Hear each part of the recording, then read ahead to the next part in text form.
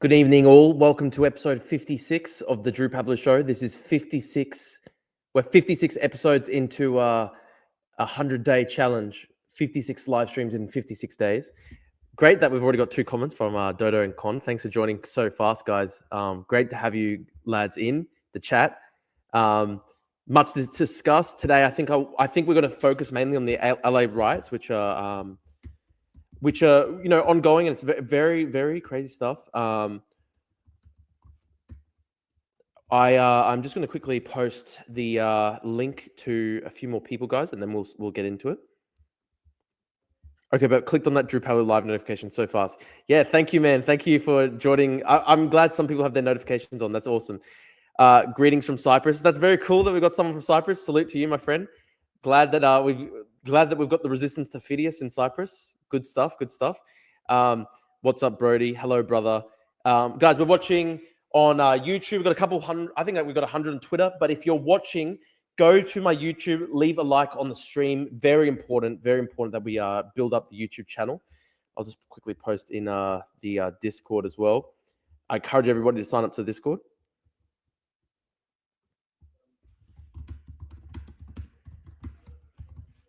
And today we're going to be covering the LA riots, my friends. We're going to be covering the LA riots, a very disturbing show, but too slow, Con.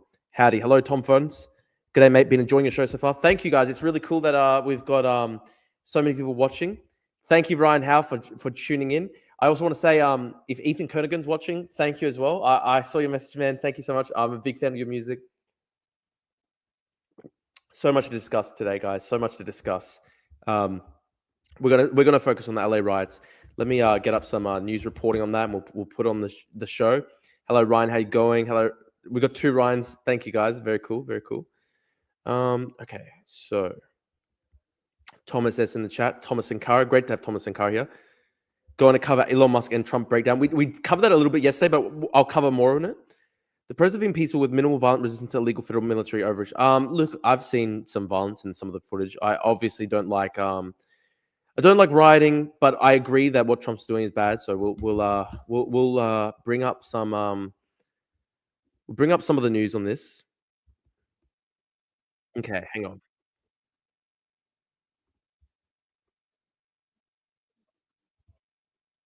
guys. Just starting it up. So I've got CNN, and we'll discuss what's happening in LA. It's a very incendiary situation right now, and I personally, someone says how's enforcing the immigration law bad? Listen, if they're obviously, enforcing the law is one thing. I think there are some facts. There's been some factual reporting that some citizens have been targeted by ICE, including children. If citizens are being targeted by ICE, I think that's horrible. It's one thing to enforce immigration law, but it's certainly another to basically go after citizens as well, and especially young people as well. So it's a very incendiary situation. Drew, I'm about to head off to watch the new John Wick spin-off movie, so I can't stick around. But that being said, I got this feeling that riots in LA are a small piece of what's to come. I hope that nothing escalates from here. I don't like violence. Read something of 2000. Yeah. So Trump has put forward 2,000 National Guards. G'day from Doug. Thank you, Doug. FBI says it is investigating clashes between law enforcement and demonstrators. These clashes. Breaking news out of Los Angeles, where the FBI says it is investigating clashes between law enforcement and demonstrators. These clashes began Friday when crowds gathered around federal law enforcement officers carrying out immigration raids in that area. And today, right now, we're seeing police using tear gas and flashbangs to clear the crowds. California Assemblymember Jose Luis Salache, who witnessed what was unfolding there, is joining us now on the phone. Assemblyman, thank you so much for being here with us. I know you represent the area, Paramount, where we've been seeing some of this happen. Describe to us what you saw today. Correct. I've been here since 9 a.m. when we first saw the agents drive up to my community. I was actually...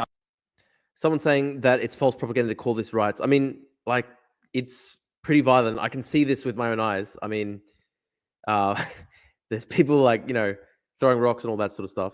I still don't think the actions of the Trump administration are good. But down the freeway with one of the vans from thanks, Dodo. Border Thanks for tuning in Patrol. for a minute, man. I And then appreciate I it, bro. did a U-turn type of situation. I followed them, and they By the way, guys, we've got 22 people watching live on the stream on YouTube right now. If you can leave a like on the video, it would be really appreciated.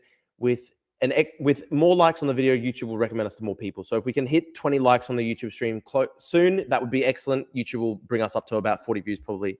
We're here in my community. There were 7 agents waiting to open their fence. Yeah, exactly as Con says. There are a lot of innocent people who are being swept up. Throughout the morning, there's about 60 different vehicles that have driven in there. 25 of them plus are Border Patrol logo vehicles, and then about 30 plus vehicles were unmarked vehicles, SUVs. And right now, I'm here with my community. There's about 60 Border Patrol agents. They're there with guns. They're there, they're having a staging process. Of course, community's out here strong, opposing these raids in our community in Los Angeles. I represent this district, and our community is strongly here opposing this. And we're looking at live video while you're talking. I see a lot of smoke. There were some small fires. I did say this before. People argue that deporting Khalil was a slippery slope, and based on everything after, it's hard to argue against that. Listen, I think they should only be deporting violent criminals. I think people who are otherwise not committing violence, I don't think it's the right thing to deport people who are not violent or extremists, right? That said, you've got to harden the border. You have to harden the border. You have to also have the rule of law. You can't just allow a borderless free-for-all. You have to also enforce immigration law to an extent. I support Trump on this 100%. We've dealt with this crap in South Texas for over 6-7 years. Illegals, blah, blah, okay. I mean, listen, I'm disagreeing with that guy. Roman King says, these emergency resources belong to our most vulnerable citizens, the homeless, not illegal immigrants. From New Zealand, hi, everyone, and hi to our live streamer. Thank you, Steiny. That's cool. Thanks for tuning in. Look, I do see Tom Fonz's point where he says, what's even the point in having visas? Yeah, of course. Look, you have to have the rule of law. You have to enforce, legal migration policies, of course. That said, they shouldn't be attacking people who are otherwise not harming people. I think there are a lot of innocent people that are getting tied up in this, but let's watch. Looked like in the distance from where we're looking at on this video, we can see people who appear to be gathered together, and we're seeing some sort of agents as well. We had a spokesperson from DHS saying that that these protesters were in a sense violent, that's what they're trying to push back against. Has that been your experience?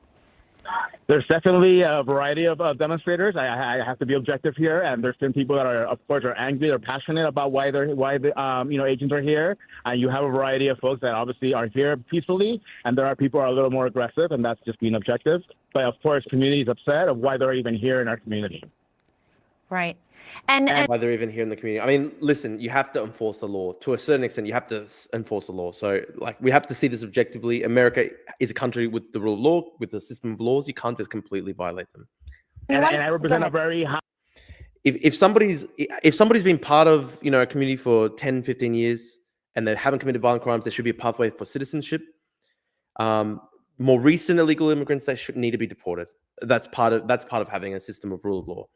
High immigrant, high undocumented community in my district, which we're proud of the work that we all contribute to this country. These are not criminals. These are people that are hardworking people that are contributing. And of course, that's what people are angry about. You're going to come and take, you're doing raids for people that are at their workplace, at contributing to this country, and they're not criminals. So that's what people are upset about, including myself. And it's 2:02 there, Los Angeles time. Yeah, I agree. I agree with Ryan Hall that there should be due process. If people are suspected of committing crimes, they should be put on trial, and if found guilty, we can then talk about deportation. I agree that there should be due process. I agree there should be due process. But thank you, Ryan, for where you are. How long do you expect this to go on? See, listen, I of course believe that America has to have a border. People who cross the border illegally, you have to remove these people because there's obviously a legal process. It should be done without violence. If people have been part of the community for 20, 30 years, they haven't committed violence, then they haven't committed crimes, they're working hard, then they should be able to remain, I think, with a pathway to citizenship. People who've come more recently under Biden, you have to have some process for removing illegal immigrants, of course. I think the way that Trump is doing it is horrible because he's swept up a lot of innocent people. He's attacked innocent people. There was a report today of a 2-year-old American citizen who's been swept up. So the targeting of citizens, the mass sweeps, that's what I'm against, right? Does it appear that this is going to continue? I made my own calls to, of course, the governor's office, to folks that we need to de-escalate this. They need to send these people home. Roman King says this: we have what us local citizens call colonias, unlisted small towns of nothing but illegals, completely lawless, and are high targets for cartels in South Texas to prey upon as a result of illegal migration. Yeah, look, you have to have some extent. You have to enforce the law. You have to have a border. I think the way Trump does it is too brutal, but you have to have a border. I do agree overall. You have to have a border.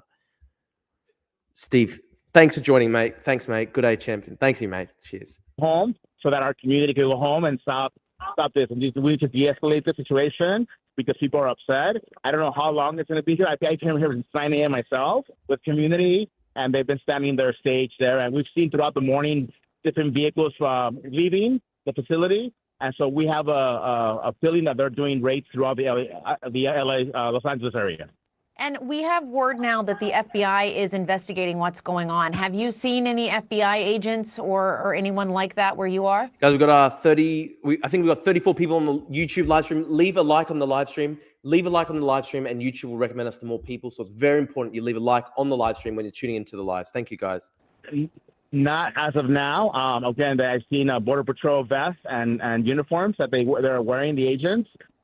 With gas, and of course, they've been gassing people. Roman says his border town of Harlington was ground zero of it. That's very interesting. Listen, I'm going to read about Harlington.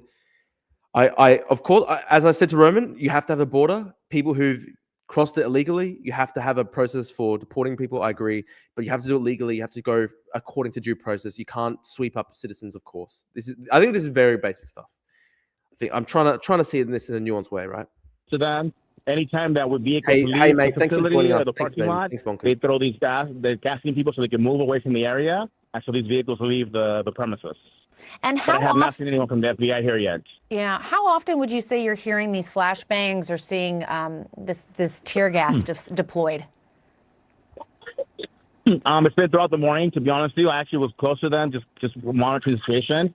I was affected myself earlier because they were shooting toward the area where I was standing. Of course, I ran through that, and it was the first time I ever got gas in my eyes, and of course, the coughing. So it's my first time experiencing it. It's not a good feeling. Is what Pathfinder says. Pathfinder says Roman is mostly lying. Illegals contribute to the economy far more than they take away. Yes, we should have a border, but that's not what this is about. Trump black bag people, no due process. Listen, there needs to be due process. You can't just black bag people. You have to have due process. Otherwise, you get citizens. Otherwise, you get innocent people. So I do agree with Pathfinder that you have to have due process. That's fundamental for any country with the rule of law. And have you seen anyone be detained or arrested? We did see about 4 people that were arrested that were demonstrators. They were on this side of the fence demonstrating. Again, I can't justify why they were being detained, but obviously they were demonstrating against the agents being here physically in our community. Yeah. And again, just to underscore what you were saying, it sounds like, based on your description, that the demonstrators that are gathering range in peaceful demonstrators to some who are being more aggressive, who are physically pushing back. They've been upset. I think that they get closer to the agents, of course, right? So, of course, the agents are doing their part to show their part, right? But people... These more aggressive antagonists, this is what J.Co. says, these more aggressive antagonists embedded within the peaceful protests should be shouting at federal agencies such as ICE and protest admin, not shouting at local law enforcement. Listen, I don't want to tax on the police. Are demonstrating, and there's a lot of peaceful demonstration, but there are people that obviously are just upset, and they're showing their anger through that.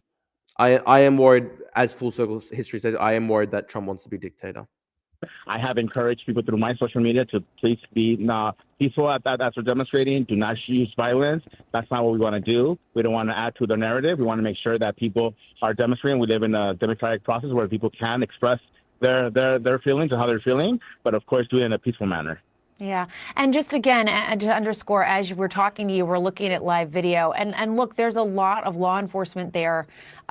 Just the posture that we're seeing from law enforcement in your neighborhood. This is a big response, it seems. Yes, we definitely don't have any local authorities because we don't engage with supporting any of ISIS strategies that they do. So we don't have any local or state agencies collaborating with them. They're working on their own.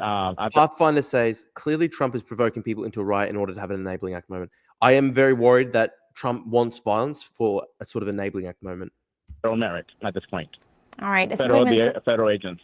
Yeah, I want to say to this federal guy, the guys who are going around waving the Mexican flag, it's very obviously those guys like hate America, and obviously that in itself is a very, very bad thing for these protests.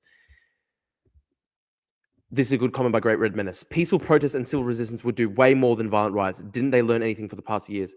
Yeah, guys, rioting never works. Rioting literally never works. It's a stupid thing. It's a really stupid thing. And it makes people hate you, and it is literally a disaster. By rioting, they are going to, cause massive damage to their own communities. One of the sad things is every time there's a riot, it's the poorest communities that are burned down. It's like black communities in America.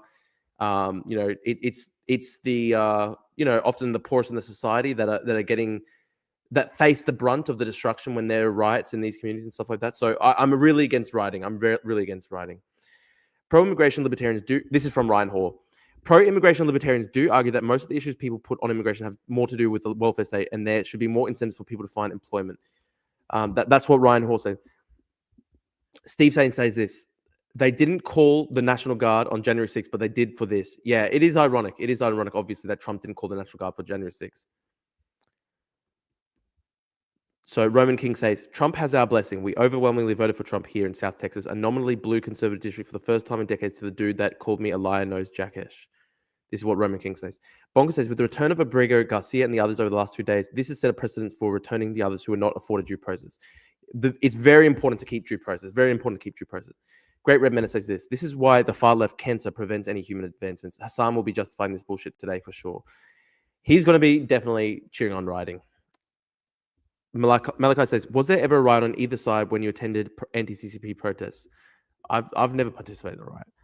Jayco says, I am a GOP registered citizen and patriot, but fully support California Governor Newsom over POTUS in this constitutional crisis. That's very interesting, Joe. I'm interested in your comments. I'm interested in your thoughts. Fredold says, this will happen in Australia too, but feel free to believe in magic dirt and assimilation. Listen, I want people to assimilate. Obviously, when you have an example where people are, burning down cop cars and riding around with Mexican flags on the back of dirt bikes, that's obviously a disaster for assimilation. I want migrants to integrate and assimilate into society. If migrants fail to assimilate, you have big problems. Then that's when you get sectarianism and violence. And obviously, I really do not want sectarianism and violence. Guys, we have got 32 people watching live on YouTube. If you're watching live on YouTube, please leave a like. YouTube will recommend us to more people. It's really important if you leave a like. Assemblyman Salachi, thank you so much for your time. We really appreciate it. Thank you so much, and thank you for reporting this. And we have to make sure we, keep community safe. Protests boiling over for a second. Steve Sain says this. The governor makes the call of calling on the National Guard, not the president. Pathfinder says this. Assimilation is absolutely possible, Fredold, as evidenced by the fact that there are tens of thousands of ethnic groups you don't know about because they assimilate successfully. I mean, that's true. That's literally true. There's heaps of ethnic groups in America that just fully assimilated. I mean, no one talks about German Americans anymore. You very rarely talk about Swedish Americans, etc. People assimilate. Second day in the streets of Los Angeles amid the Trump administration's immigration crackdown. Fredold says you don't even have to speak English to be an Australian citizen. Don't talk to me about assimilation. I think you should be. I think you should have to speak English to become an Australian citizen. Apparently, Trump is calling Gavin Newsom new scum. Okay, very classic Trump there.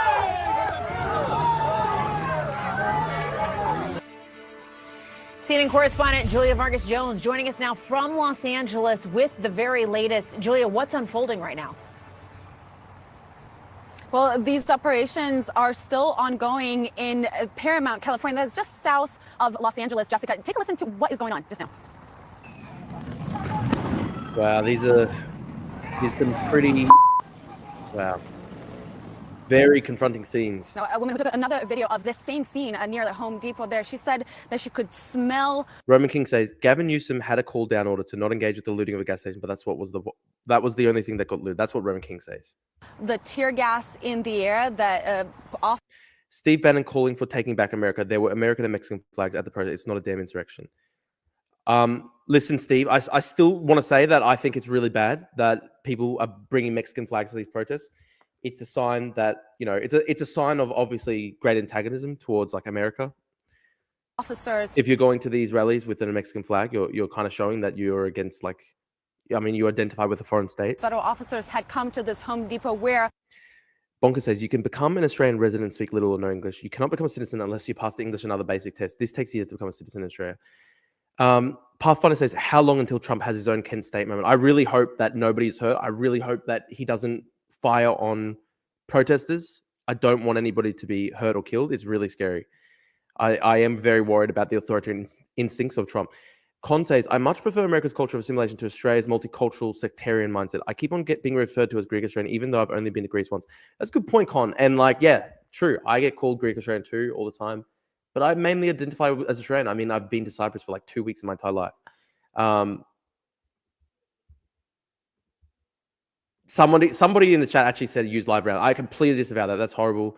Nobody should be killed. That's fucked up. That's completely fucked up. Generally, people gather to offer services, and that it was unclear if anyone was arrested, but we did see a... Surf Sherpa. The irony is that illegal immigrants are generally non-violent and hardworking. The problem is that their children grow up in a kind of limbo, existing on the periphery of American society, unable to compare the poverty they experience in America with the deprivations their parents suffered in the third world. The first generation might be content to remain in a permanent underclass, but the second generation is not. The Gulf states have solved this problem. There is a big problem with second generation integration. That's often the case when you hear stories about Muslim youth who go over to fight for ISIS overseas and stuff like that. It's often the second generation kids who grow up in a kind of limbo space. It's a very difficult thing. It's a very difficult thing. Response there. I fully get Surf Sherpa here. There is a big problem with integration of second generation migrants and stuff like that. That's often where you get a lot of race resentment and resentment towards colonialism and all these things, and it becomes very trendy to sort of hate the country, and that is itself extremely disastrous for integration, social cohesion, all these things. And obviously, it produces a lot of tension in society. So there's some big problems with the integration of second generation migrants. Pathfinder says, Drew, I'd love to come on the show sometime and discuss why I think people in LA have a right to be pissed. In fact, my most recent video is on that. Pathfinder, how do I find your video? I'll watch the video. I'll put it on the stream. From the community trying to impede. Guys, we got brilliant. We've got 47 live viewers on YouTube. Thanks for tuning in, guys. If you're watching, please leave a like on the YouTube video. Leave a like on the YouTube video, and YouTube will recommend us to more people. It's really important you leave a like. So we've got 48 people watching live. Please hit that like button. I think we've got 19 likes right now, guys. Please hit the like button. Those officers from carrying out this raid. We did hear from the Department of Homeland Security just moments ago, a statement from them saying that, quote, the violent targeting of law enforcement in Los Angeles by lawless rioters is despicable, and Mayor Bass and Governor Newsom must call for it to end. The men and women of ICE put their lives on the line to protect and defend the lives of American citizens. That, again, just now we're receiving this, Jessica. This is as we're going into day 2 of these kinds of clashes. Yesterday, raids took place in downtown Los Angeles, at least 3 different locations. One SSWB says, LA is standing up to Trump's Gestapo tactics. It's not a riot. See 1992. The military was called in 1992 by request of the governor.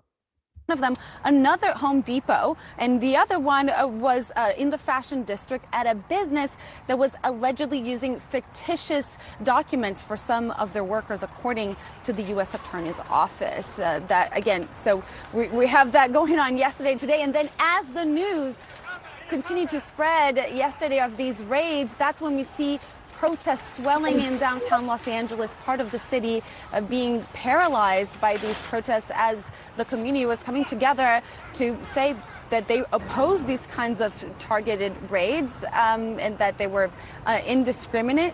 They were angered by this. Frankly, I guess just got to say, guys, these are terrible, terrible optics for protests. You got Los Angeles, a city that has so many immigrants. You got shirtless guys with masks on. They're throwing rocks. Mexican flags. This is really, really bad optics for a protest, obviously. Roman King says, a few people are too young to remember this, but a bunch of conservatives back in 2013 were willing and sympathetic towards giving citizenship to dreamers with the caveat to end the endless loopholes. Yeah, look, I wish that immigration reform process had been successful in America. Like that stuff would have been so much better. Con says, hey, before I go, I'm going to be devil's advocate. Why is there a focus on immigrants needing to integrate in society? I can think of plenty of European Australians who haven't integrated. I think we need integration because otherwise, if everybody identifies with a separate community group, then you can very easily just have sectarian conflict in society where basically there's nothing that unifies the wider community whatsoever, and you just have 20, 30 different groups competing for power. Like that is not going to end well for anyone. That's how you get Yugoslavia. It would be much better if they flew American flags instead of Mexican. Obviously, yeah, obviously. And yeah, SSWB, he's correct here that Trump did kill that immigration reform bill, and that is one of the worst things he's done. If I think what they should have done is they should have given citizenship to the kids of the dreamer kids, provided a pathway to citizenship in exchange for making the border a lot tougher.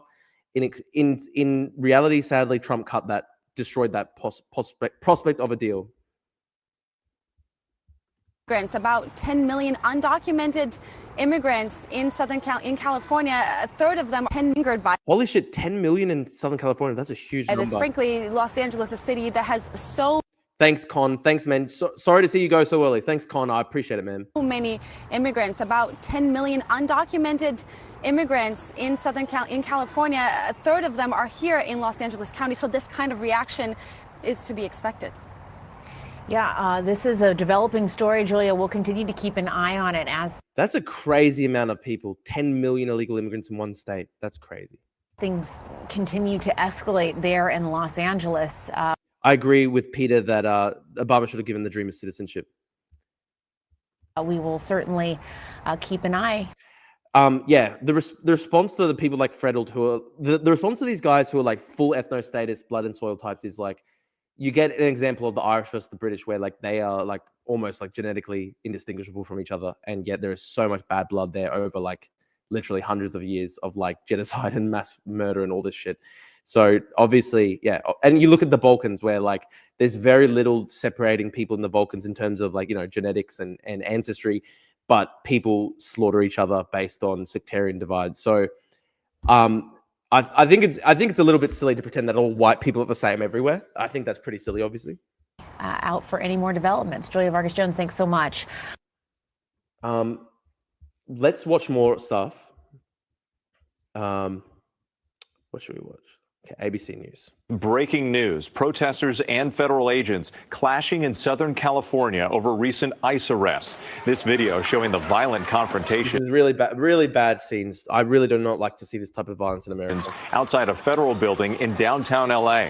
Police cracking down on protesters, declaring it an unlawful assembly, ordering the crowd to go home. This is the second day of chaos and vandalism. Tonight, Homeland Security Secretary Kristi Noem warning the protesters, you will not stop us or slow us down.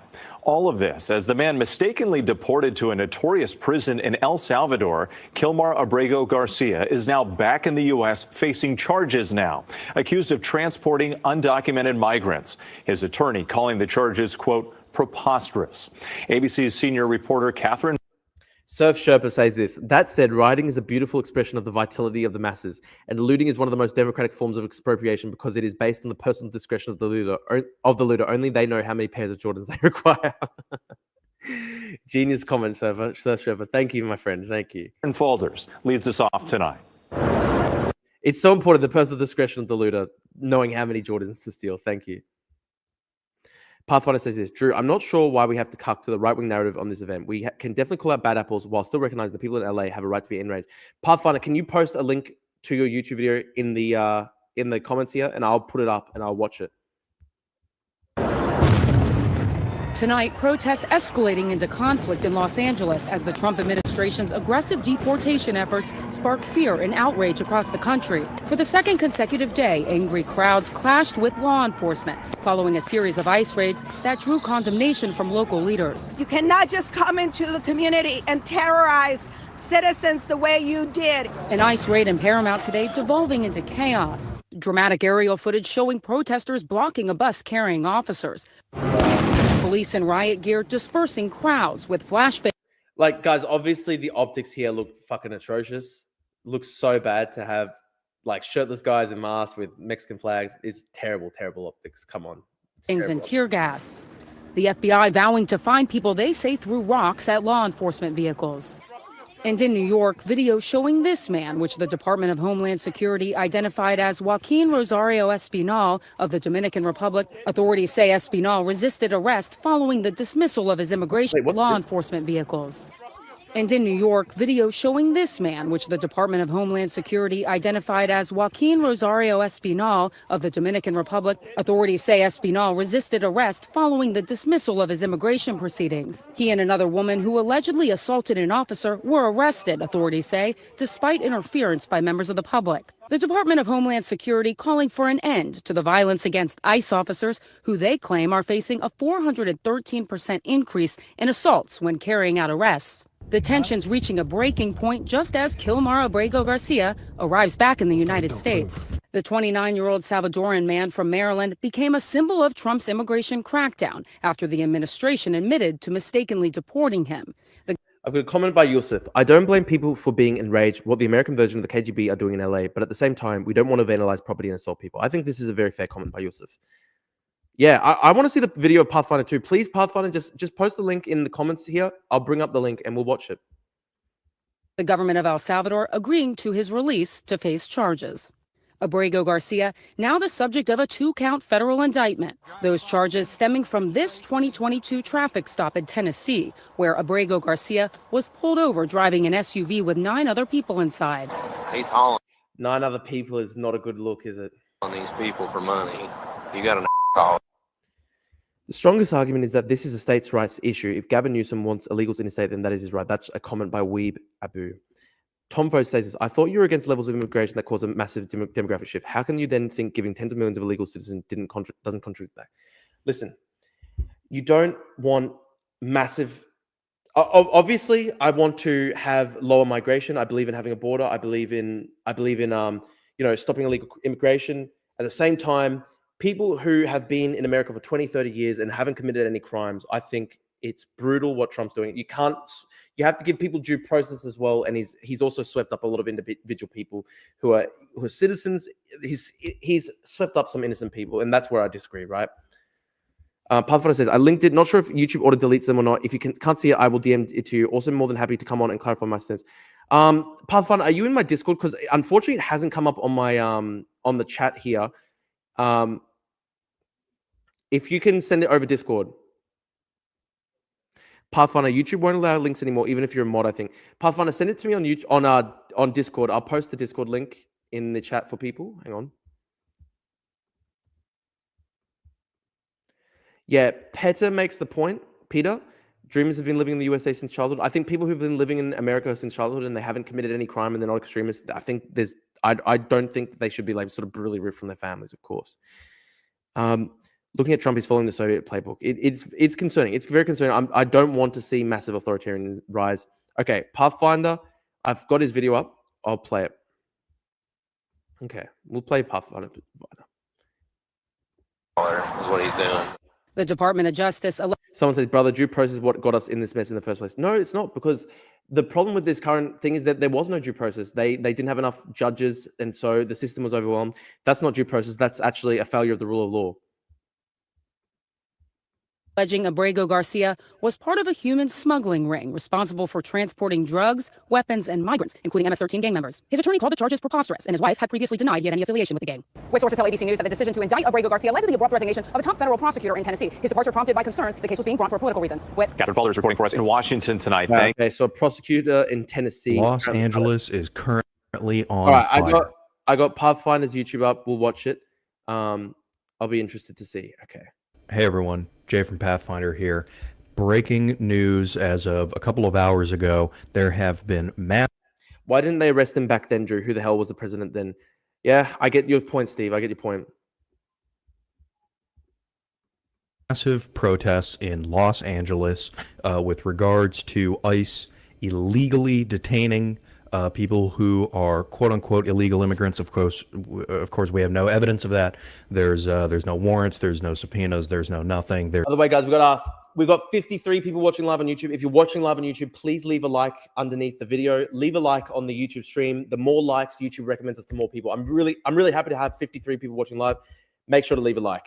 There's just masked gangsters essentially rolling into Los Angeles, one of the most economically productive, one of the largest cities in the entire world, and also very blue city as well. I'm sure that's not a coincidence, but essentially you have these ICE, Gestapo gangsters who are rolling into Los Angeles and snatching people off the streets, and the patriots of LA, they're not having it. Now, that isn't to say that every single person involved in the protests in LA. No worries, Pathfinder. I do want to consider all different perspectives on this. Right now are good people. Obviously, there's going to be some bad actors, but the point stands that the overwhelming majority of the people that are at these protests in LA are fundamentally good people who are just looking after their community. Of course, because they're good people. We got a funny comment here. So Steve said, Pathfinder is Mexican, fight it, Pathfinder. And then Pathfinder said, I'm actually white and Korean, but rock on. Love it. Good stuff, guys. Who are looking after their community. Donald Trump. I love it. That was a very funny exchange. I love Korea. I love Korea. Has to go and stomp on it, because there is nothing that Republicans hate more than community. There's nothing that they hate more than loyalty. There is nothing that they despise more than the principles and foundational pillars of this country. Donald Trump has essentially declared martial law. He has deployed the National Guard and even threatened, that's right, threatened to send Marines. Actual genuine. I think sending in Marines against American citizens is a very, very scary step. I don't want them to send in armed military. That's a very scary step. Bona fide U.S. military Marines into Los Angeles, so that way Trump can do his own version of Kent State, presumably. Now, Marines aren't there yet. The National Guard is there, and they are very clearly trying to manufacture a crisis. There's a lot of very suspiciously selective videos going around on social media right now of supposed rioting that's going on. That's really not actually what's happening in actuality on the ground. The protests, they are peaceful. And Donald Trump doesn't like that, because he wants his own Reichstag fire moment. He wants his own enabling act moment, okay? And clearly what he is trying to do is he is trying to provoke the good people of Los Angeles into losing their shit, which frankly at this point, if they did, they would be completely justified in doing so, but they haven't. Dude, I don't think that's good. I don't think that's good rhetoric to say, they'd be justified in losing their shit. Like, that is going to be obviously weaponized against any peaceful protester. So I think I really want to caution you against that, right?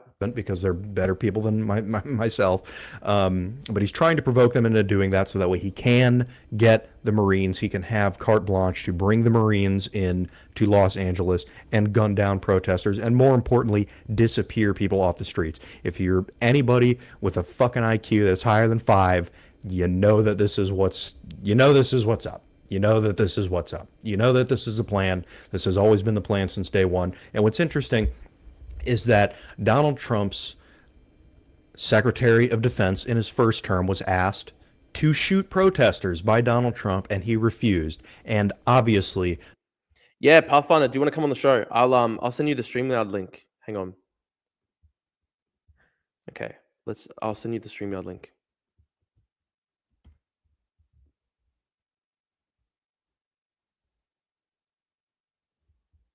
Okay, I've sent you the StreamYard link if you want to join, and we can discuss Pathfinder. The reason that we have this I agree with Yusuf that sending the Marines sounds exactly like something they would do in China, Russia, right? Do I hire Pete Hegseth, the notorious drunkard, the notorious alcoholic, the notorious wife beater, the notorious wife cheater? The reason that this guy is the Secretary of Defense is because he is just a drunken yes man. He's probably shit-faced right now when he sent out that tweet about sending the Marines into LA, and he was like, oh, I got a fucking text from Trump, and he's telling me to fuck him up. I got to do what Trump says.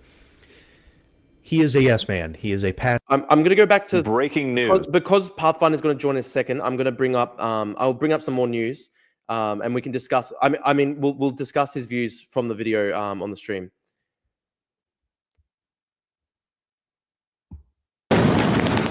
Police used tear gas and fired... Oh, fuck. I don't want to use Al Jazeera. LA News. Okay.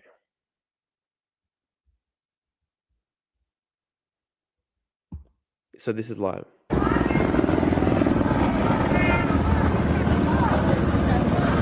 So this is live in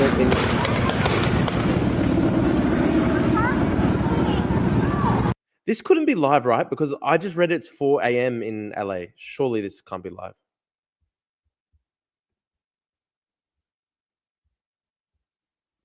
Okay.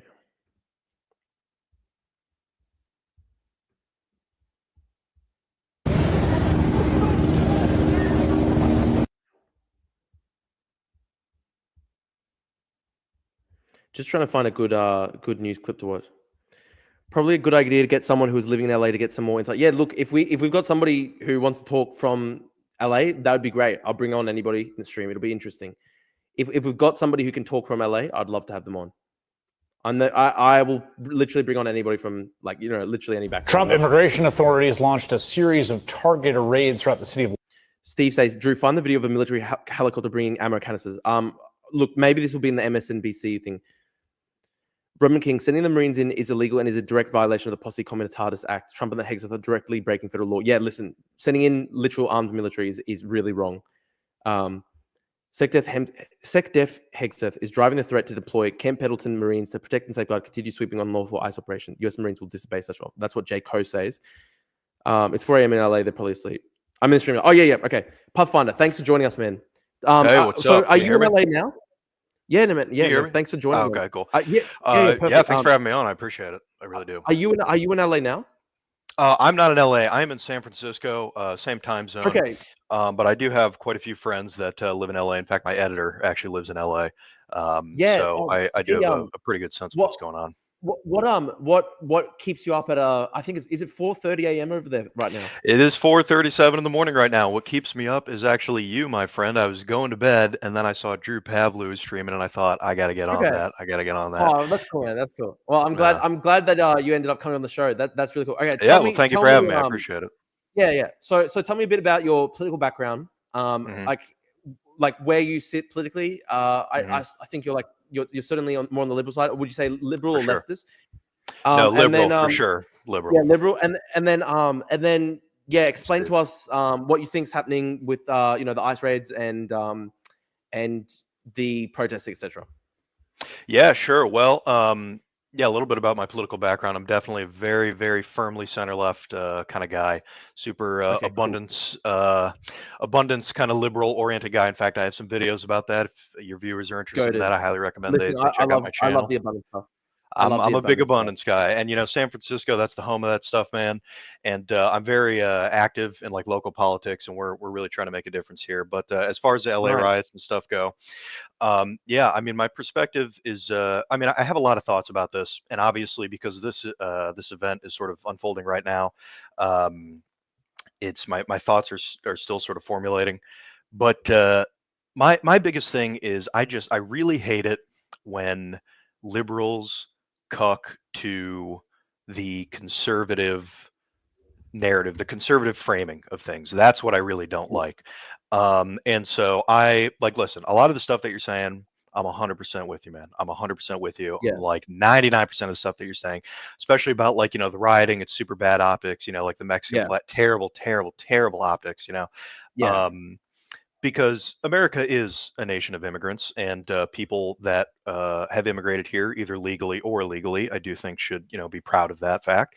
But the thing is, go ahead. Could you?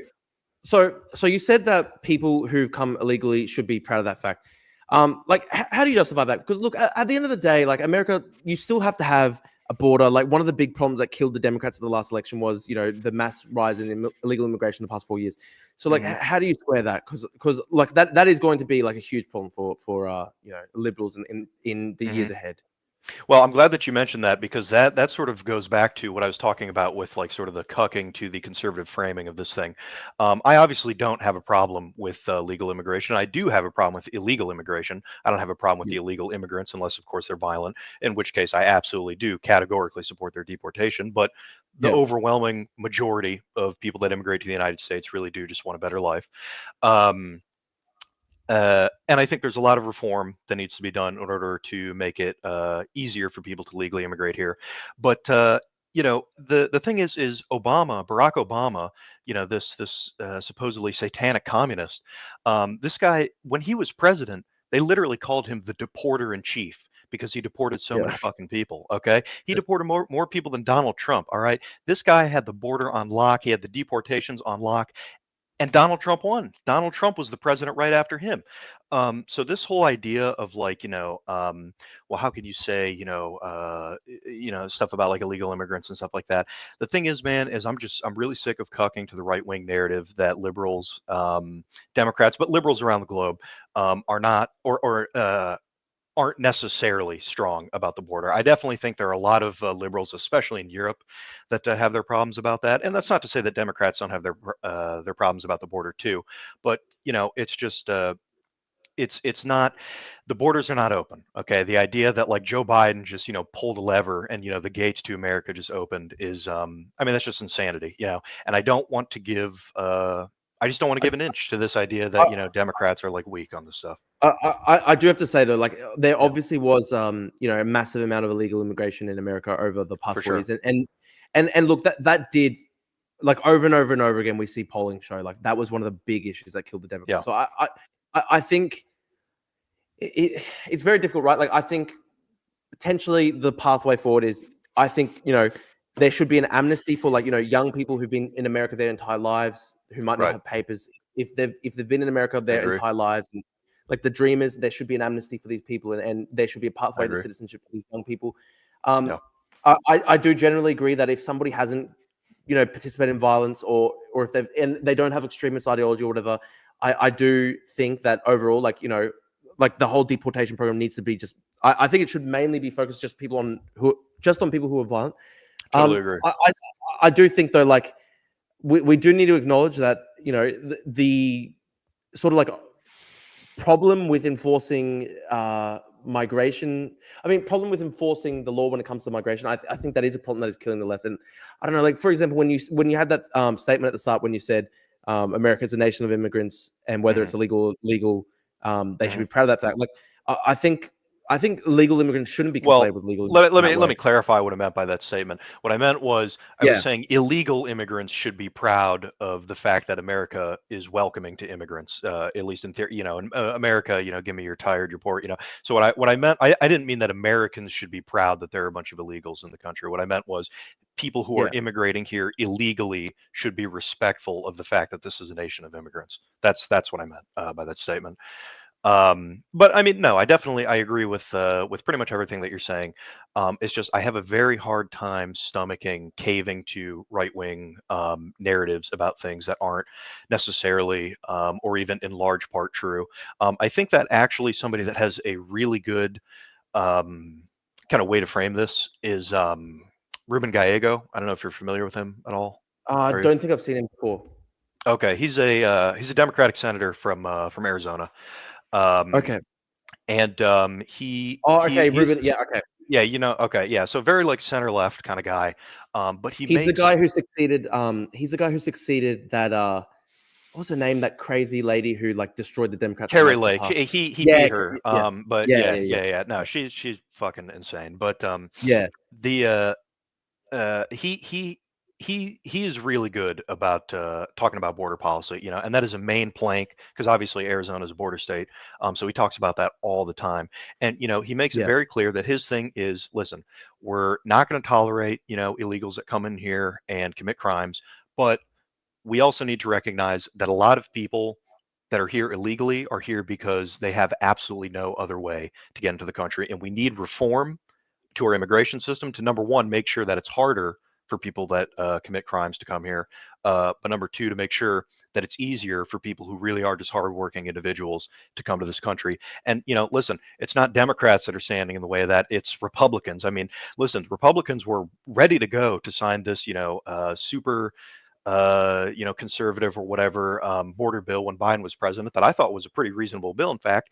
And Republicans are ready to go, but they got that call from Donald Trump. Mike Johnson got that call from Donald Trump, and he said, "Kill the bill," because if you fix the immigration problem, I have nothing to run on.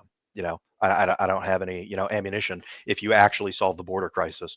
So I think that we need to be. No, go. So out of interest, like when you say the system. And echoing the comments of that Democratic senator, you say the system should be reformed to allow more legal immigration, and therefore have less illegal immigration. What would that actually look like concretely, though? Like, I mean, what numbers are we talking about here? Because we've also got to do this in a way that is not going to cause social unrest in America. And like that is something that like the right is really feeding off. And I just think like as pragmatic liberals, we have to accept that. There's just a certain amount of migration that past a certain point, people probably just won't accept it in the country. I mean, even in you get polls of ethnic minority voters and stuff like that, and they're saying that they don't want this level of illegal immigration, stuff like that. Trump's making gains with Hispanics and stuff like that. So yeah, I guess that's the question. Like, what type of like concrete things are we talking about here? What sort of numbers? Well, first of all, I would like to note that actually Donald Trump's approval amongst Latinos in America is actually cratering big time right now. That's true. That's true. Just on that little note. But listen, I can't speak No, I to have the seen that. That's exact true. specifics. I can't speak to the exact specifics of like everything that Ruben Gallego is talking about, or like even the specific numbers or anything. But like my sort of idea is, listen, number one, you want high skilled immigration at a competitive level. Okay, you don't want to like drown out American citizens, who have gone and paid, for school. But at the same time, we like capitalism, we like free markets more or less. So we do want competitive rates of skilled immigration.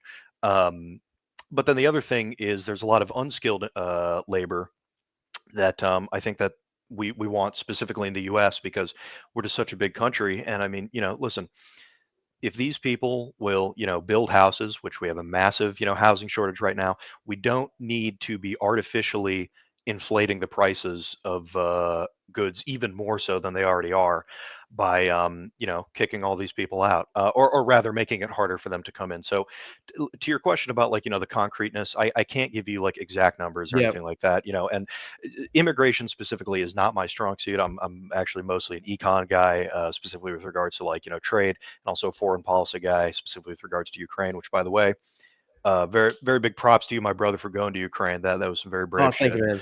No, thank you. And I big love respect for Ukraine. taking on Alex Jones. That was some good stuff. Look, that was good fun. Yeah, thank you, man. Yeah. But the point that I was trying to make is that I agree that well, there's a few things. Number one, I agree with you that immigration, not just in America, but also Police used in pretty much the entire world right now, is a political issue that does need to be legitimately addressed by liberals. Number two, I think it's also fair to say that we should not entirely cave to the right-wing narrative on immigration, especially when it gets like into the super blood and soil stuff. And number three, that Ruben Gallego and the more center-left, abundance oriented Democrats can serve as a good North Star for how we want to talk, what we want our rhetoric to be about this stuff going forward. Yeah, well, look, I'm wondering. I'm not sure if I've seen like the abundance liberals talking about particularly this issue when it comes to illegal migration and stuff like that. I do generally really like the abundance program, but yeah, look, I see your point. I agree with you. Like, I'm not a blood and soil guy by any means, but it does seem that like migration is sort of like killing the left in a lot of countries around the world right now. And I just think it should be more pragmatic. That said, though, obviously the way Trump's doing it, where he has rounded up citizens and there's no due process and stuff like that, that's stuff that I really dislike. It has to be obviously like, you need due process. Got to be calculated, right? Yeah, exactly. And that's sort of the main. Yeah, no, I mean that's the main thrust of the video, which you don't have to finish watching it on stream if you don't want to. But it's I'll find out. I mean, it's all right. I mean, hey, if you want to, that's fine. I appreciate it, but you don't have to. But just the point that I'm trying to get across with that video is that I don't condone rioting. I do, of course, think that there are times where political violence, is acceptable in certain circumstances. I'm not saying that this is one of those necessarily. Well, look, in very strict circumstances where like you're literally defending your own life, like obviously, like obviously stuff like Tiananmen Square where you're defending your life against like government literally sending in tanks and stuff. But like, I don't think that's, as you said, I don't think, where I don't think there's anything right now like that justifies violence. Well, I think it certainly could develop into that position. I mean, listen, Pete Hegseth, talking about, sending in the Marines. I mean, it doesn't get much more Tiananmen Square than that, But the point that I'm trying to make with the video overall is that I think that people in LA have a right to be pissed. I don't think I do think that there are optical decisions that they should be making, especially about like the flags and stuff like that. But at the Yeah. same time, I also think that a lot of the rioting stuff is definitely overblown by the right wing outrage porn machine that exists specifically on Twitter. Um, Look, I I think I think there has been violence at the rallies and stuff like that, which For is sure. like, yeah, which is not good. Like obviously there are a lot of people who've like, I agree with you. Like there are some people on the right who like look at what's happening right now and they're loving it. They're really happy. They want to see the violence, and For and sure. that's horrible. That's absolutely Yeah. horrible. So Yeah. yeah, look, my take is that in democratic societies, you should just avoid violence wherever possible. It breaks the social cohesion, just breaks the social fabric, and things that very frequently escalate, and it's often the most vulnerable people who get hurt. For So I sure. But really, I mean, listen, if due process isn't being followed, then like at what point here's the question that, and I'm not saying that I have an answer yeah. to this, but like at what point does some amount of rioting become at least understandable? Like I just look. There's a problem, right? Because I remember that there's obviously that famous quote. I think it was by Martin Luther King Jr., where he said, "Writing is the language of the unheard." And I know that a lot of Hmm. people use that quote in recent years to like justify some of the rioting that occurred, Hmm. during the Black Lives Matter protests and stuff like that. I think really we should be actually very, very skeptical of the claim that writing is the language of the unheard, because Okay. if you just look at it, like writing has never achieved any political outcome, like ever really. Like if you look at the gains that were made by the civil rights movement, it was when they were like really focused on respectability politics, no writing. They were extremely peaceful. Like that's the stuff that actually achieved progress in America, not Sure. certainly Sure. not the writing. Sure. If anything, I mean, I know that there are a lot of historians who argue that, like, if anything, it was actually like the violence, like the rioting and stuff like that, that led to that big like far right sort of like counter revolution of the like 70s and 80s and stuff like that with Right. Nixon and Reagan and stuff. Right. But I do think that there are examples of writing that have resulted in ultimately good results. I mean, I would say that Like, give us an example. well, sure. I mean, in the U.S., there were a lot of riots about the Vietnam War, and that applied massive pressure on ending that war. And that wasn't the Listen, only factor, obviously, but listen. Like, yeah. here's the question though. Here's the question though, right? Like, if Hmm. you look at the polling from back in that day, Hmm.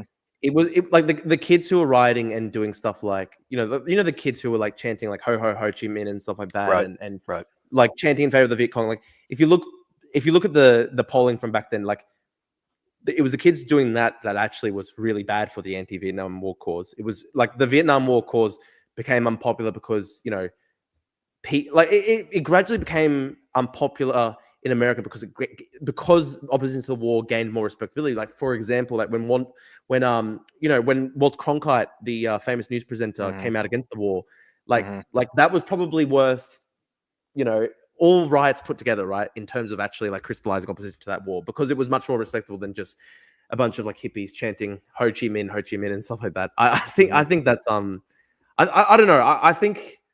What do you think of that argument? Well, I mean, I definitely think that's true. And what I said was that wasn't the only thing that contributed Yeah, to it, but I do think it was a considerable part of that. I think that just the thing is that there needs to always be like a multi-pronged approach to these kind of things, and I think that especially considering that the the threat that Donald Trump theoretically poses is so great. I just, I am sympathetic to people, kind of having a crash out. Again, I'm not saying that that's thing like, is, though, bro, like this is the thing. Trump wants that. Trump really, really wants that. If you look at what Stephen Miller and Trump want, like they really, really want there to be violence here, yeah, because they're they going to will get that use it. anyway, though, man. I mean, they're going to listen. If one Yeah. person steps out of line, they're going to take that video and they're going to fucking walk that forever. I mean, listen, man, how many times have you heard the name Lake and Riley? And Yeah. that's supposed to, conjure this feeling that, Still, like illegals are murdering people left and right. And it's like, dude, that's a still though, like tragedy. I still think we shouldn't be flippant about it though. Like, stuff like the murder of Ken Riley, like, it still should have never happened, of course. No, and But I'm not saying that it should have. Of course, I mean, of course, yeah, that's a tragedy. But the point that I'm making is that if literally one bad thing happens, um, they're just going to take that and run with that. So like if one person has a crash out during these LA protests, they're going to take that clip and they're going to fucking run with it, forever. Um, but again, that's why I think it's so important that the left police its own when it comes to these protests. Like, because if somebody does that, it's going to be fucking disastrous for yeah, but all it Democrats. takes is And one person, man. And I mean, how many thousands of people are there right now? It's inevitable that at least one I person know, is going to, but be off the at the end wheel. of the day, though, like these protest movements, they need discipline. Otherwise, they will actually be counterproductive. That's the biggest problem here. Like you need the discipline there. You need the discipline, and I think part of that is like we have to be policing our own. I don't know. Like I understand your point. Like like one idiot shouldn't discredit Right. entire movements, of course, but you have to try your absolute utmost to try stop people from doing that, because it just the concrete reality here, the concrete political reality is if people do something stupid, it will give Trump a pretext to do horrible stuff, and I really don't want to see that happen. I really don't want to see that happen. Yeah, I agree with you. Two things about that statement. Number one, I would quarrel a little bit with calling like the protesters like our guys, because listen, I mean, I support a lot of what they're standing up for, but at the same time, I do want to also acknowledge that a lot of these people are probably more like radical left, Anarchist and communist, kind of yeah, people. like And anarchist and obviously, communist, I hate that shit, man. I really do. yeah, yeah. So I'm a I little saw hesitant to call them because like I our saw guys. I saw one earlier today where it was like somebody had spray painted on a building in America, in LA, where it was like they used the Hamas targeting symbol and they put like Right, LAPD, IDF, and shit like that, right, like stuff like that, like automatically, I know right, that that's like an anarcho-communist or some like sort of right, tanky, and like right, right, right, right. immediately, yeah, they're not our guys, of course, but yeah, I get what you Right. mean. Yeah. But then oh man, I don't even remember what my second point was going to be. Oh yeah, Um, but listen, the overarching point that I'm trying to get across, and yeah, is that I'm not necessarily saying that this is good. I'm not necessarily saying that this is bad, but what I am saying is that I am not unsympathetic to the motivations of these people. And I think that obviously in a perfect world, we would organize, like a more MLK kind of dealio. yeah, But I'm not ideologically aligned with any of these people that are doing this protest to have any sort of a voice. I mean, to them, liberals are yeah, fascists, so I'm a fascist to them. yeah, yeah, So I can't control like how they do this. yeah, of Um, course, obviously, yeah, so yeah. I I get what just, you mean, yeah. you know, Well, um, see, that's one of the biggest long-term problems that the Democrats have, right? Because like when far left crazy guys go out there, they will mhm, equally, like, these guys will think that like Democrats are fascists, but they will mhm, go out there, do crazy shit and do stupid shit, and then people yeah, then pin that on the Democrats, and yeah, that's just a disaster for the Democrats. Like when yeah, crazy tanky bullshit gets pinned on the Democrats, even though these tankies hate the Democrats. Like, I mean, right. that's why I was encouraging people after the election to like sort of like punch left against like the Hassan types and everything, because like these Yes, guys already hate totally, the Democrats so much. I totally, guess the problem, right, is totally. like these guys already hate the Democrats so much, and their actions kill the Democrats. So like, it's very difficult. It's very difficult. But obviously, I get your point right now, because the problem in this circumstance is punching left is very difficult, because what Trump is doing, Right, especially with the roundouts of some people who are citizens, like that's right, fucked up. So right. this is unfortunately a very delicate situation. It's really, Right. really No, and sad. I agree with you. And I mean, I definitely agree with you, about the punching left. In fact, I have a video coming out very soon about me. It's me punching left specifically at Hassan a lot. So everybody go subscribe to Pathfinder 415. But no, I definitely Yeah, agree. And I sure, think of that course. I think that the Democratic Party needs to make a huge concerted effort to eject these people from the party. I mean, listen, Hassan should have Yeah, never been at the DNC. Hassan should have no freaking voice, in the party. yeah, And I yeah, mean, they do so much freaking damage. And the other thing is like, I think it was Destiny that was talking about this the other day. But somebody was talking about it. yeah, The right will always, like, no matter how much like genuine, like the furthest right people on earth really don't like Donald Trump, but Yeah, that's they true. That's will true. they will always still vote for him. They will always still vote for Republicans. They will always, at the end of the Yeah, day, because to them, they don't care about governing, they care about winning. that's Democrats, and specifically the left flank of this party, have the complete opposite problem, where if you don't pass this, like, 100 freaking purity test, border yeah, checkpoints, if you fail even one of them, you're a fascist, yeah, um absolutely. and It's so funny.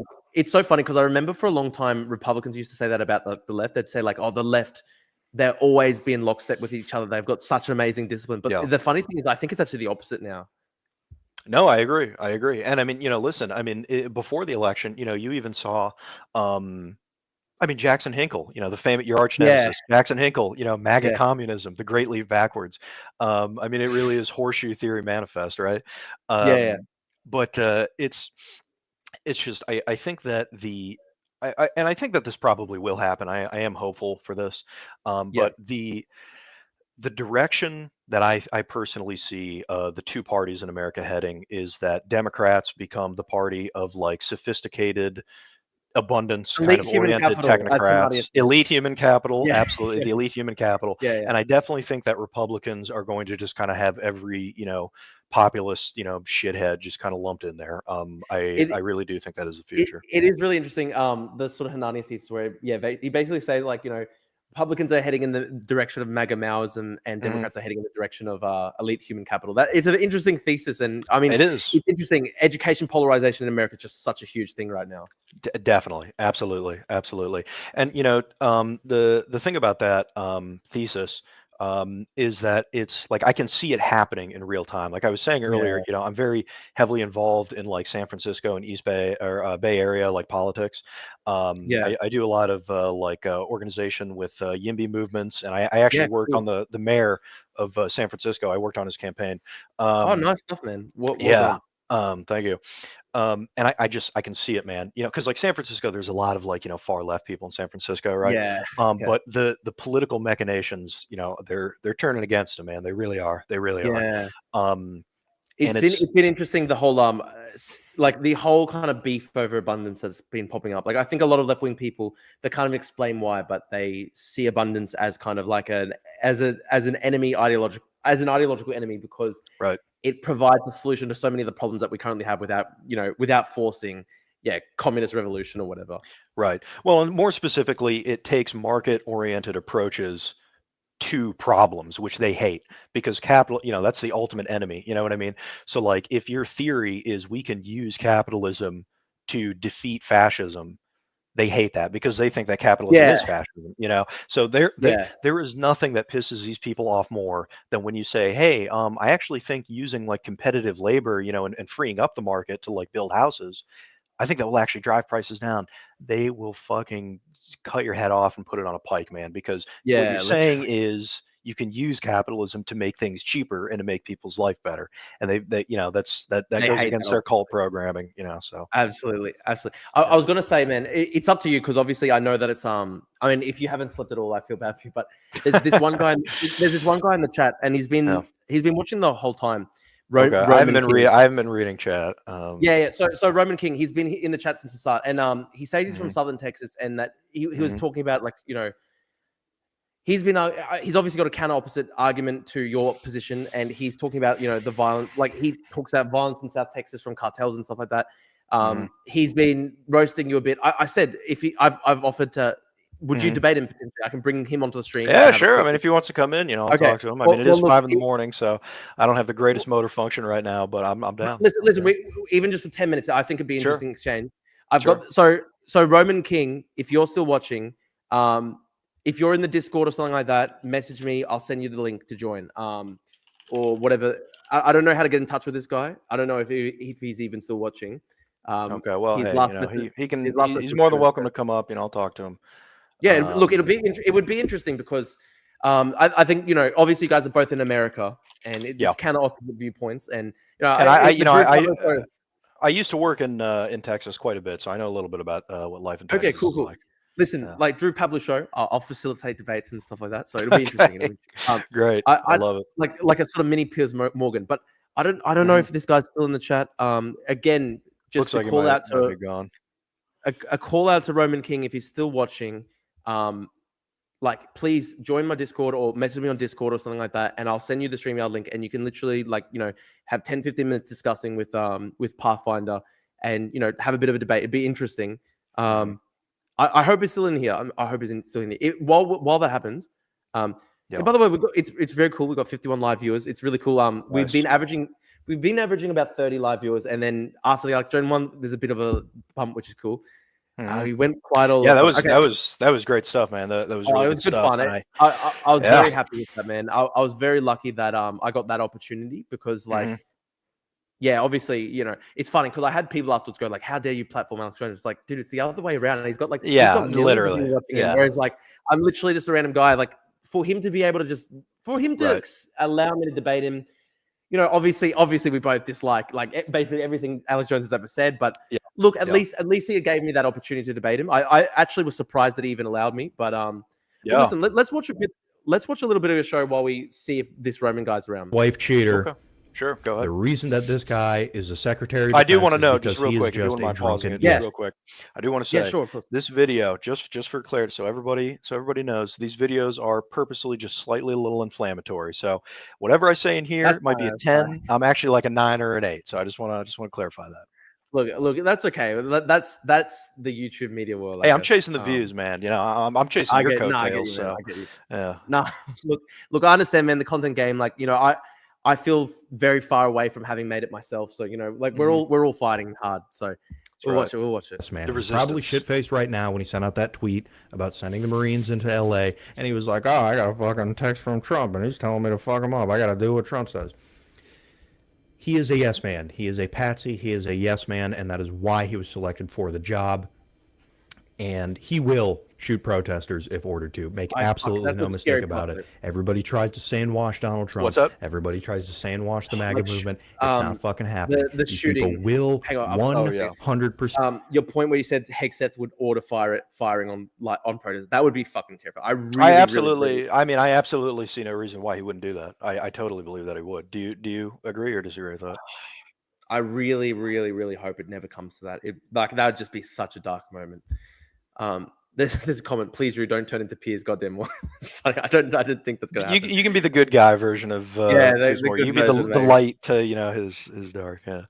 Honestly, though, like that is I think the full nightmare scenario with the Trump presidency, where they go Tiananmen on protesters. Like that is like full nightmare scenario for me. I really, really, really hope it never comes to that. Totally. Like that, it gives me chills thinking about it. It's fucking scary, and the fact that the fact that he would still be like 4 years out, if this happens like fucking 5 months into his presidency and he's still got 3.5 years. I'm gonna have to be a refugee, man. Can I come stay with you? Dude, couch surf.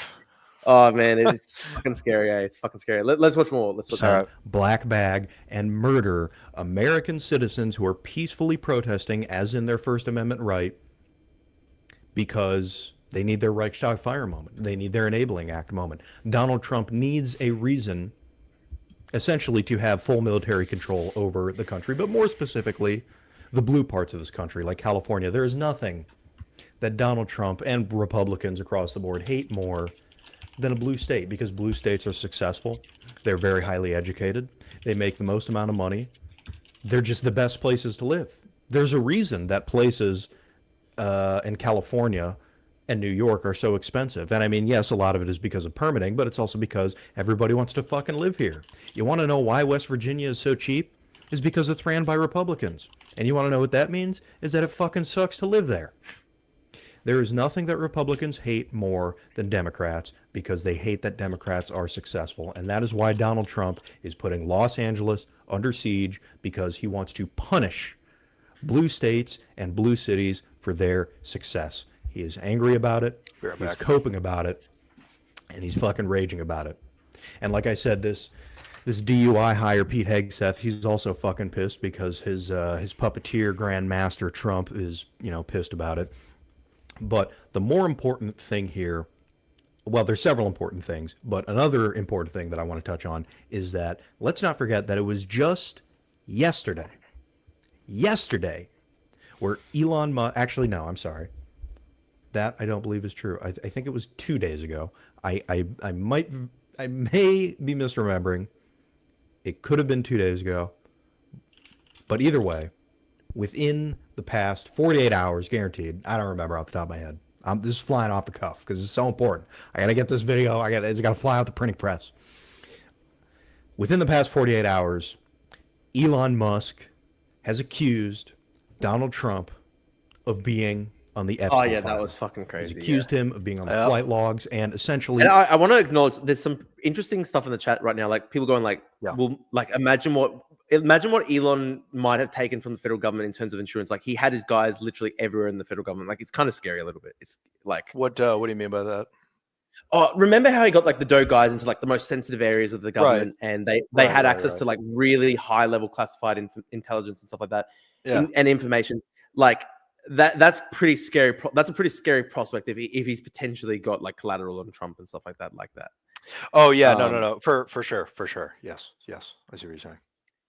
He implied that Trump was on the Lolita Express and that he was at Little St. James. Okay? And it seems very convenient to me. I don't like to wear a tinfoil hat too much. I'm not a conspiracy guy. I leave that to the MAGA people. Okay? That's their whole thing. But my tinfoil hat here, which again, I don't like to put on. I really hate to do this. My tinfoil hat is that part of this is a distraction from that. Okay? Because that's a pretty heavy accusation. I do think this is true. Is a lot of MAGA people, slightly true. Or not a lot, most of them are retarded, but some of them were pissed. Some of the dumber ones who are really so fucking stupid that they're so dumb that they can't even absorb their own cult programming because that's how dumb they are. They were kind of mad. I mean, they were mad at Elon, but they were also mad at Trump. They're like, hey, that's right. Where are the Epstein files? Where's the list? That's a little weird. Now, of course, they're never going to abandon Trump. They're never going to do that because they are stupid, like I said. But it's very convenient. It's very convenient. That's all I'm going to say, is it's very convenient. And the fact that this is so clearly a manufactured crisis, this is so clearly a nothing burger, I think that speaks volumes to what Donald Trump is planning. And, I think it doesn't have to be about one thing or the other necessarily. I mean, it can be about both. It can be both about trying to have a enabling act moment and also distraction from the Epstein facts, because that's what they are. They're facts. Yeah. So there are a couple things that if you're watching this video that you need to make sure that you are doing. Number one, do not give in to Donald Trump's fascism preemptively, okay? This is a scare tactic. They are trying to scare you. They're trying to frighten you into submission. Doesn't matter if you live in LA. Doesn't matter if you live anywhere else in the country. Doesn't matter if you live anywhere else in the fucking world. Do not preemptively give in, okay? I'm seeing a lot of stuff on Twitter where leftists and liberals are cucking to the right-wing framing. They're saying, guys, don't. It's what I was sort of talking about earlier. You're all in a straight single file line. You're all, doing the fucking ADA compliant protesting and marching and shit like that. These are peaceful protests. We know this. We know that these are peaceful protests. We don't need to cuck to this right-wing framing. By the way, about how pointed it's this out. And how, there's since you uploaded this video, I'm pretty sure Elon has literally deleted the tweet accusing Trump, which is crazy. He did that actually before I even released the video. Right, he deleted a whole host of tweets. Yeah, I don't know. Maybe he came down off as K-hole or whatever. Yeah, he's off. Yeah. I think that's probably what happened. Hey, I think. I agree. Yeah. Yeah, fucking crazy. Yeah, I think that's probably what happened. He's come off that ketamine high. Yeah. He's realized what he's done. He's like, it's kind of sure. He's fucked up. A fucking mental moment. Dude, I remember, man. I was at work and I was like, because my friend sent it to me, and I was like, dude. At first, I thought it was a joke. I thought it was like a Photoshop, and then I realized that it was real, and I was like, oh my god, this, because I knew that was going to break through to some conservative people. Yeah. No, it does. I mean, there was actually an interesting moment where like even Alex Jones was like saying we need to investigate this, and I was like, holy fuck, dude. That. Yes. Like that was fucking shocking to me. I don't know. Yes. It's so strange. You know who had a good take on this? Pekka from Finland, Pekka K, who does the Vatnik suits. He said, he said that like what this like rift exposes is the divide between the guys in the movement who want money and the guys who want power. So like you see someone like you see people like Bannon and Posobiec, and they're siding 100% with Trump. Right. And then you get people like Alex Jones and Miles Chong and stuff like that. And maybe like they're the ones who are just like more in it for money. And they're like 100% going. I think that actually is potentially the case. Like I don't know. I think with Alex Jones, I think a lot of it is like, I mean, he literally had his lawyers argue that in court, right? Remember what he said? Like, But he's I play a entertainment. character. Yeah, When he literally said, Same I'm thing with playing a Tucker. character. Tucker and Fox News do the same thing. Yeah. So it's interesting. Has Tucker Carlson said anything? I'm not sure if I've seen anything. I don't know. Tucker is kind of in his weird little like He phase cut in where it is I like don't know, hard. man. He's like I don't know, man. He's going crazy. I mean, he's always been a little crazy, but especially since he left Fox, he's been and he's been fucking railing on Ukraine. Dude, this guy has like Zelensky derangement syndrome or something. I swear. That is He has literally true. just lost his fucking mind about Ukraine, and he has like all these Vatnik motherfuckers on there. It's very bizarre. It's very bizarre. It is actually, it is really weird. Like, even I don't know. It's scary. Like, I think some of these guys have just been bought off. And look, it's pretty suspicious that like Tucker sat down with like Qatari, like one of the Qatari royal family members and stuff like that. Like it. I don't know. Maybe I'm a bit cynical, but you would have seen recently like Theo Von came out against Israel and everything. And there are people saying that he's doing it for humanitarian purposes, but it is interesting that like recently there have been people in the right-wing media sphere in America who have, visited Qatar, done like work with Qatar, and then this happens. It's just interesting. It's just interesting to me. I don't know. I don't know. What do you think about that? I remember from your message on Discord, you wanted to talk a bit about Gaza and stuff like that, but I understand it's like 5 a.m. for you and stuff like that. Yeah, no, that one might have to be for another time. The point that I was going to make, time.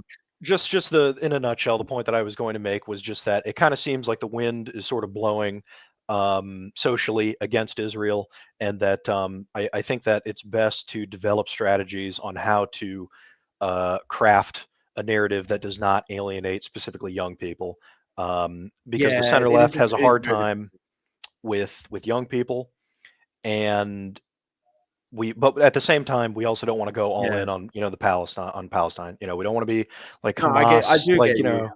Yeah. That's what I wanted to. But again, we can schedule that for another time.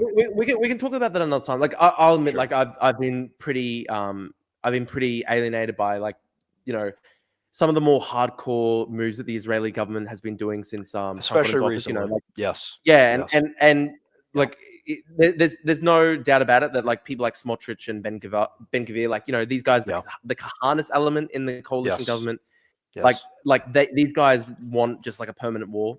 And that's the shit that I don't like, of course. So look, obviously people see me as a Zionist, all this stuff. I support Israel's right to exist. I have been critical of the Israeli government and everything. Obviously, it's funny. I think people think of me as more pro-Israel than I actually am, just because I'm so critical of the Palestine protesting movement. But yeah. Well, and especially because in the online, like information sphere, everything is about being pro-Palestine. So if you're ever defending Israel in any fashion, you're seen as like a Zionist. I'll be right back. I have to let my cat out. It'll just take like 1 second. No worries, man. No worries. Thank you, AI in Public, for becoming a member. I really appreciate it, man. Thanks for the super chat. That's awesome. Lord Healy says Pam Bondi used to be a registered agent for Qatar using FARA. Yeah, that's so messed up. Hey, like she was literally getting, I think, 100,000 American a month for just lobbying for Qatar. Is that true? AI said, I haven't heard about that. Yeah. She was getting six figure per month. I'm pretty sure, lobbying for Qatar, which is really, really that's fucking disturbing. Demented. And this guy Lord Healy says, I'm a diaspora Jew, defended Israel so much with the most recent resumption of war, no justification. Yeah, look, it's getting to a point where it's really, really bad. Yeah, I am also Jewish, I should mention. And I have family that are I have family that are fucking, dude, you would not believe, they are like Ben Gvir, like they're crazy. It's really disheartening. I think the problem, this is what I've tried to point out to people in the past, and then like because I've pointed this out, people get so mad at me and say that I'm like an ultra mega Zionist or whatever. But like I point out, like there's obviously it's a bad thing. There's a lot of radicalization in Israel right now, and that radicalization is a response as well. Like it doesn't emerge out of an effort. Like it is to a large extent, driven by terrorist actions and stuff like that. For example, like one of the worst things Hamas ever did is like, during the Oslo peace process, they tried to derail the peace process with, bus bombing attacks and stuff like that. Like there has been like this very concerted effort for so long to just make it impossible for anybody to see peace. And the problem is then the Israeli pro-peace left camp, it's very hard for them to defend their position when they get slaughtered by, terrorist attacks. Like Mhm. There was the killing of Vivian Silva in the kibbutz on October 7th.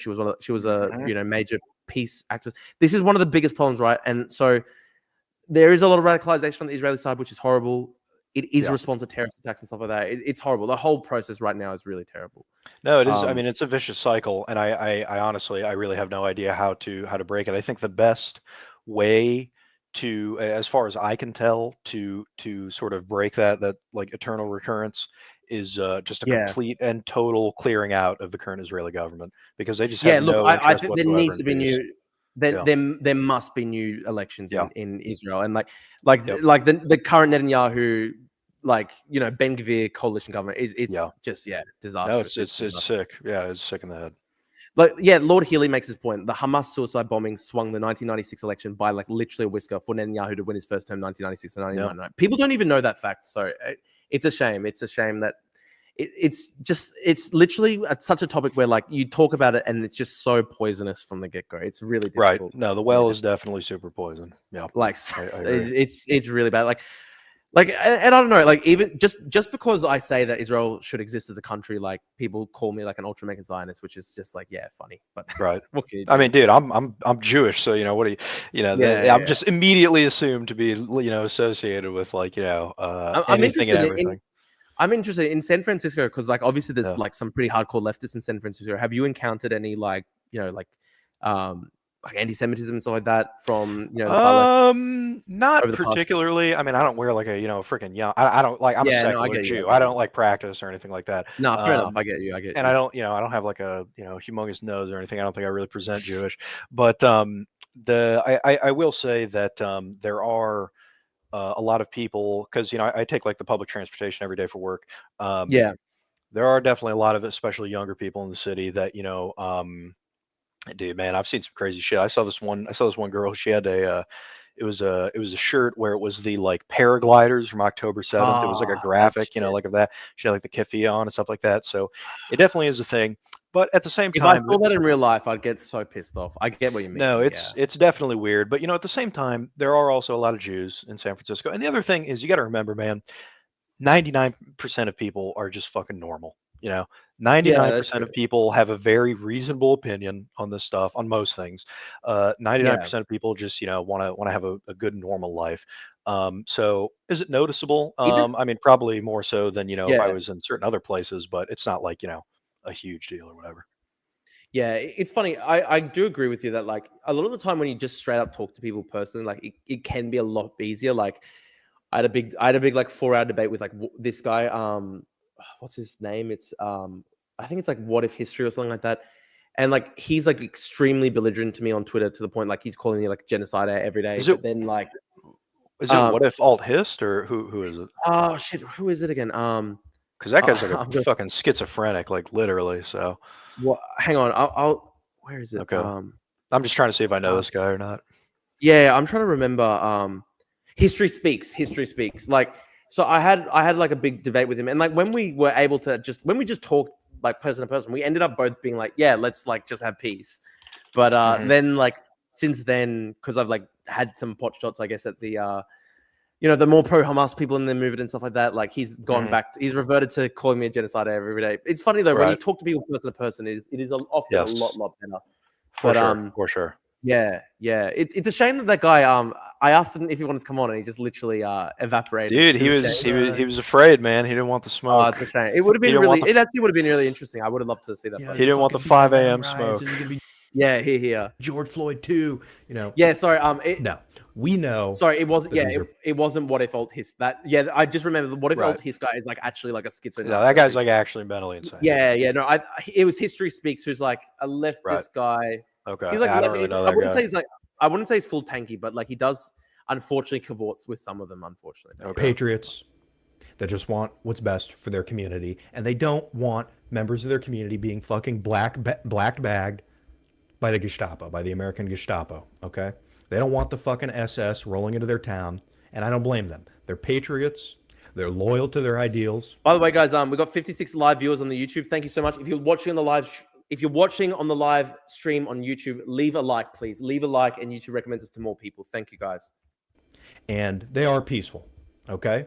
And resisting ICE, you know, if they're fucking shooting tear gas at you, if they're fucking wailing on you with a baton, okay, and you need to shove them in order to get away, that's called self-defense.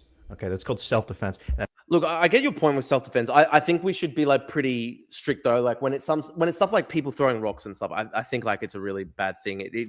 It Right. does lead to. I mean, the way I see it is like, you know, that is certainly the pretext I think that Trump's looking for. But I get your point. Well, like if my someone's yeah, like literally fighting to defend themselves from yeah. people hitting them with a gun, I get you. Yeah, Well, and I'm not saying like, you know, needs to be shoot the proportionate. cops or anything, but you know, like if you need to like rip a cop's arm off of you to like get away because you're just caught up in the crowd, do it. You know. Well, proportionate. We're talking proportionate self-defense. Like, and it's No, for sure, it's for sure. yeah, Yes, yeah. yes, yes. But yeah. That is absolutely fucking justified in the scenario. But again, that's not what's happening en masse. That's not what's happening en masse. You're going to see a lot of outrage porn about this on Twitter because the right-wing media outrage machine needs you to be fucking pissed about this. They need to manufacture consent for this fascist takeover of LA and the rest of the country. But that's not what's happening. These are peaceful protests, okay, where members of a community are coming together to resist fascism, and that is justified. And frankly, it's very noble that it's peaceful because I don't know if I don't know if I'm not saying that I would be violent or anything, but you know, I would certainly be sympathetic to violence. I just gotta. Oh shit, dude! What did you say there? Hang on. Frankly, it's very noble that it's peaceful I didn't hear the whole thing. Hang on. to resist fascism, and that is justified. And frankly, it's very noble that it's peaceful because I don't know if I don't know if I'm not saying that I would be violent or anything, but you know, I would certainly be sympathetic to violence in this scenario. But they're being peaceful. I just want You to want say to talk about that a little bit? Yeah, so, okay, you can explain your views a bit, and Yeah. we'll talk about it. I just want to say, like, I think it's really important to be strictly nonviolent here because, like, you know, Trump is looking for a pretext. But yeah, explain your views. Well, number one, I mean, you know, again, I do want to reiterate, I am being, you know, intentionally slightly inflammatory. But number two, I think that if I think that Donald Trump is going to find any pretext that if he wants it, he's going to find it. And I think that I agree with you insofar as people should not lean into that.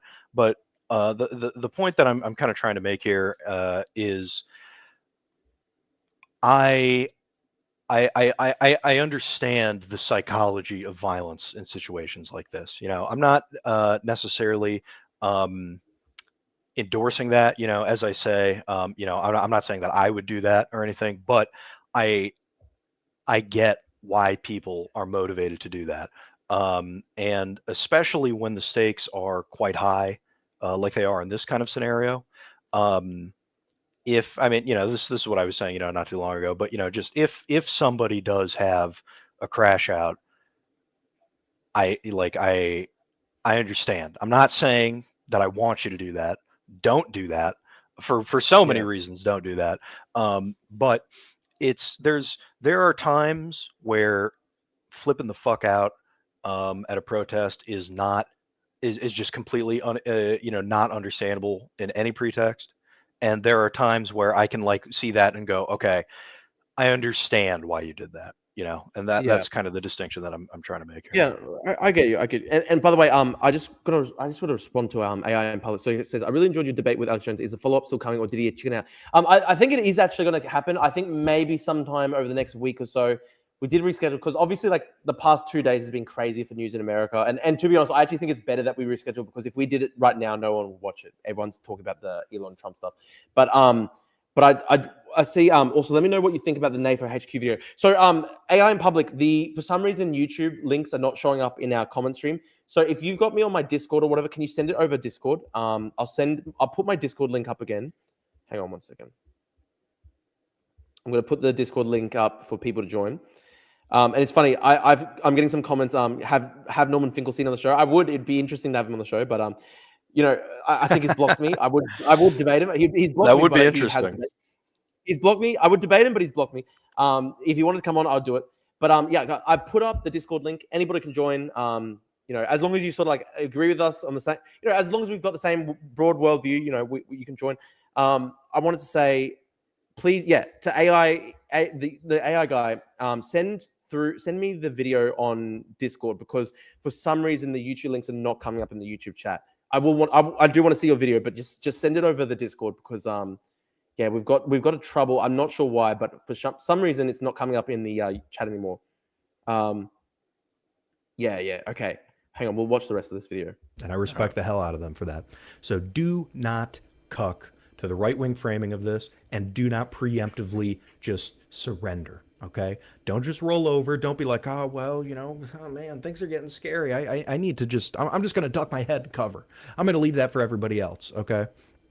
First of all, our elected officials abso-fucking-lutely should be doing more. And you, as a citizen, you should not be at the fucking front line of this fight, okay? Karen Bass, the mayor of LA, should be at the fucking front line of this fight. And she's a coward for not doing more. Her fucking what have you said, actually? I haven't followed it enough. What has she said so far? Well, I mean, she's just kind of trying to be like, I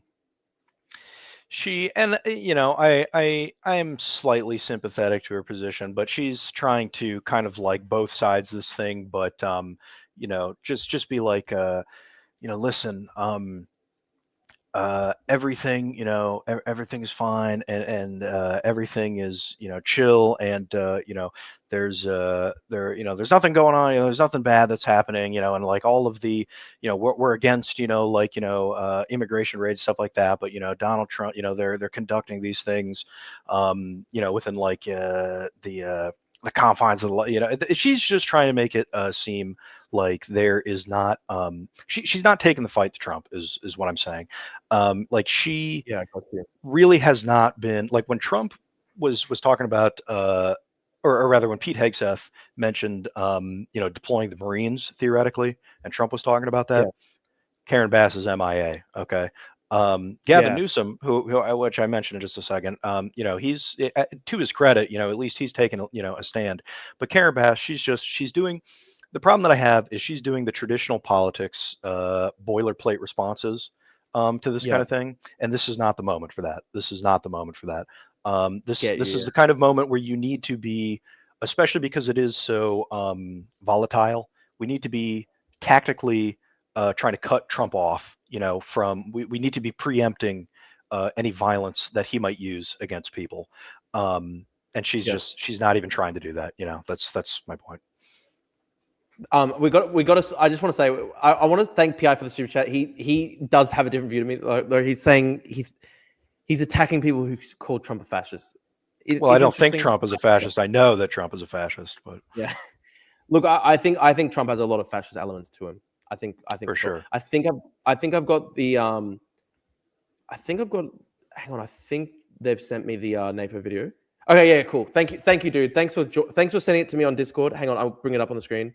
We can how about we watch the rest of this video. I think there's 2-3 minutes left, and then we can watch pathetic. They're fucking pathetic, and I hope LA does not ever forget this. Okay, Gavin Newsom, he's being a little better about this. Okay, and we expect that out of Newsom. All right, he's not a bad guy.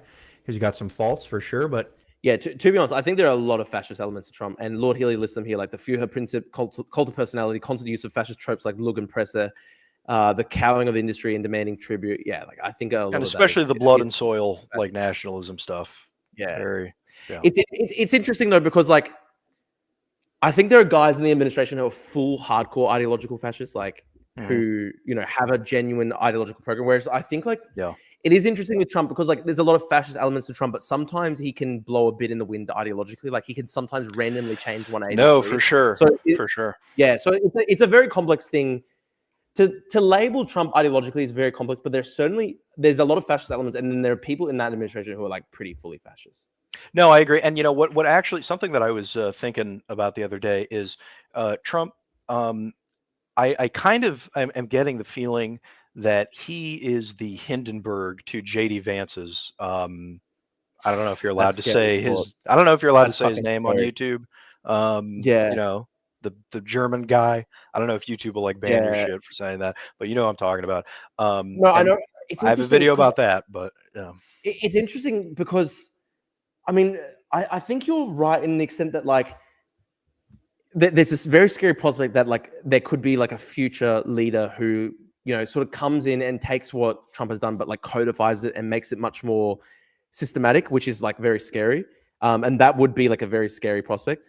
It's interesting when it comes to JD Vance, like I actually don't know if he's got the charisma to do that. I really don't know whether he's got the charisma to like actually succeed Trump.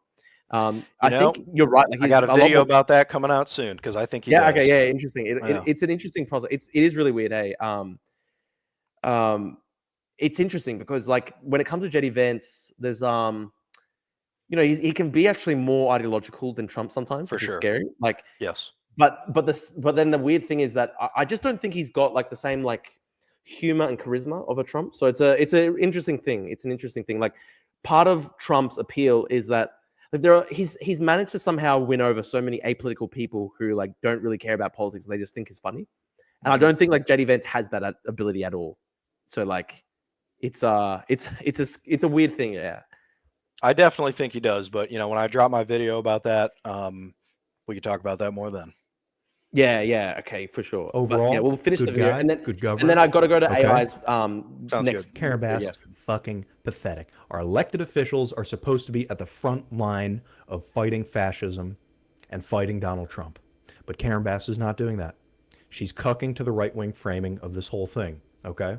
So the unfortunate reality is that us, the little people, have to be the frontline soldiers when the actual soldiers will not do that, in this case, Karen Bass. So do not cuck to the right-wing framing of this.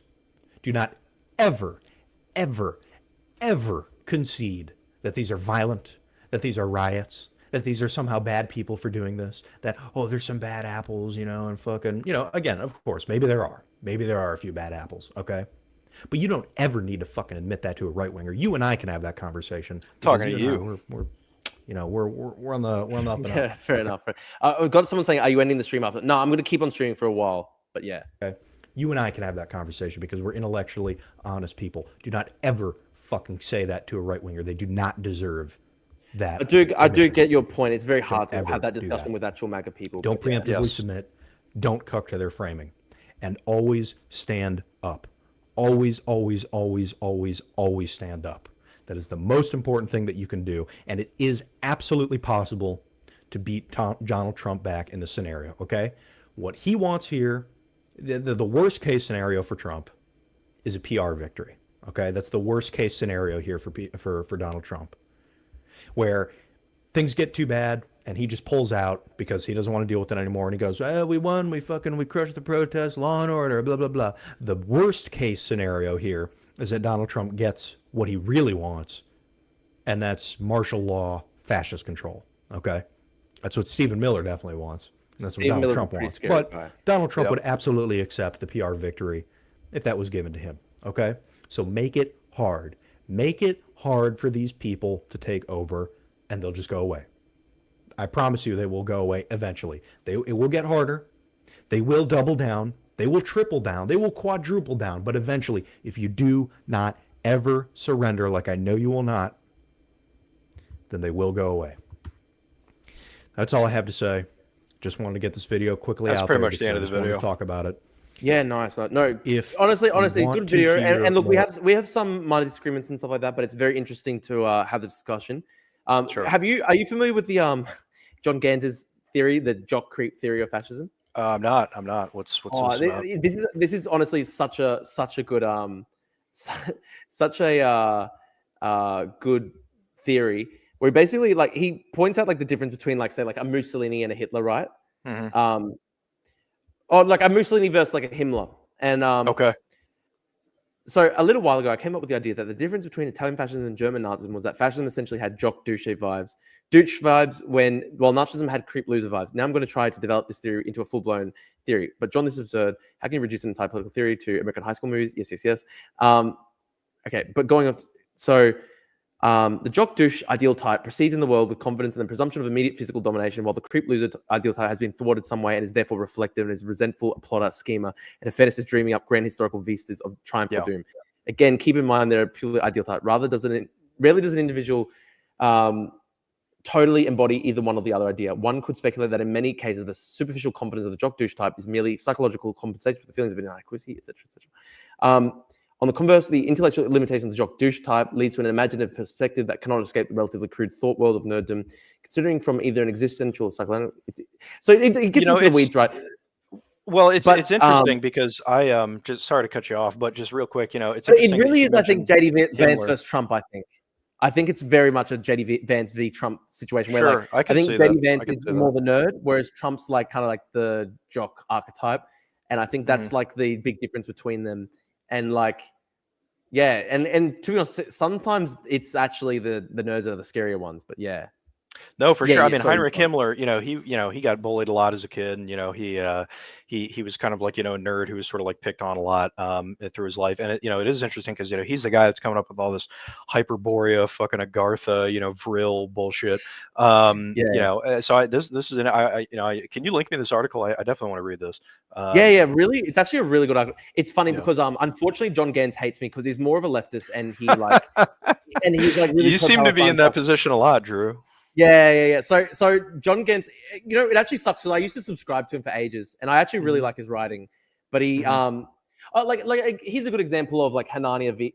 This is a good example of John Gans's like perspective and stuff. Like he's been attacking anybody who has ever done like a podcast with Richard Hanania by going like you're normalizing like evil race signs. Like whereas like Hanania, I think is like literally like full like Hanania is full outright supporting the protesters right now. Like you can't I think it's pretty retarded to be like to say like Hanania is still a far right guy deep down. For like, sure, when he's for sure. Yes. Like so that's kind of like John Gans. He's a bit of an ideological purist. Okay, it's a shame. He's a good writer though, and like it's really interesting that like he's got that archetype of like basically like the jock versus the creep theory, and that's interesting.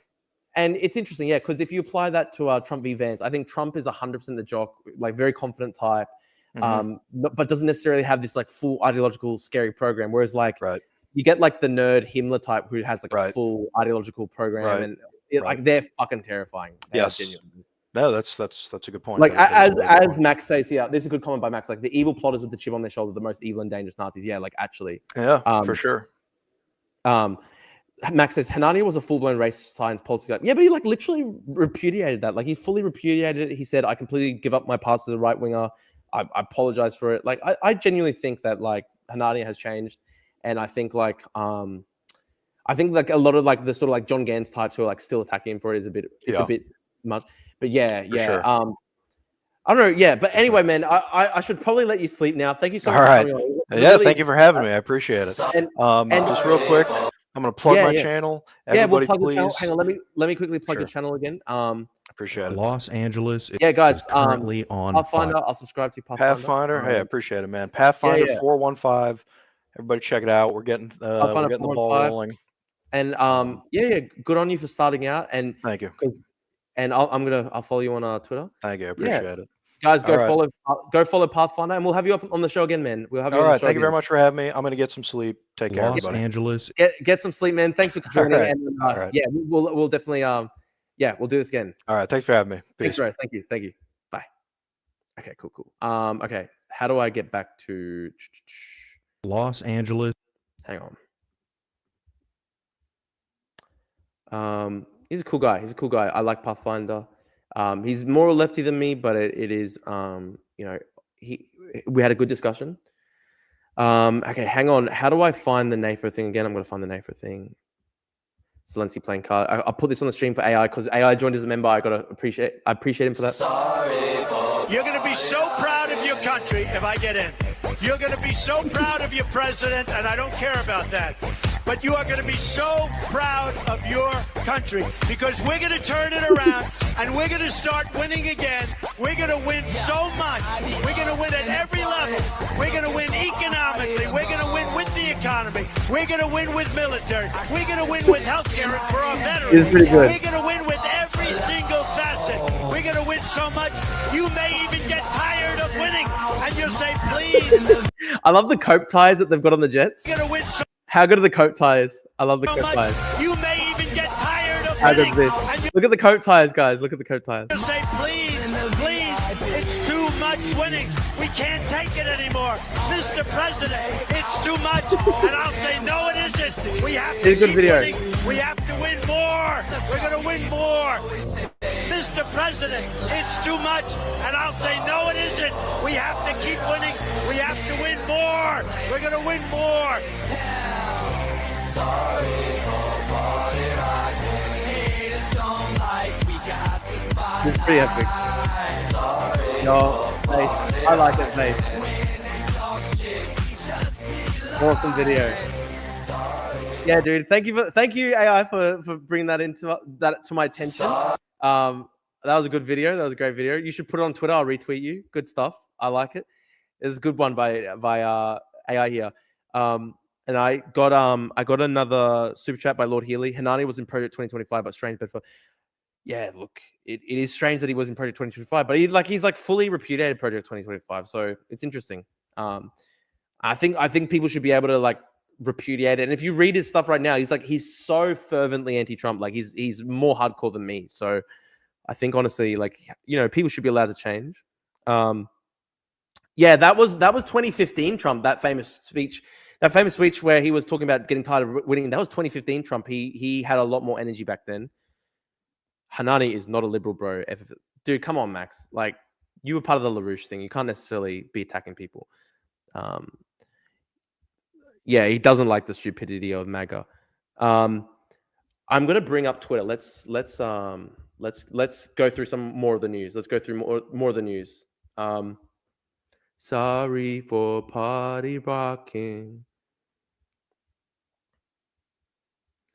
Okay, speaking of Hanani, actually, master for government agents arresting you without identifying themselves, not those protesting them.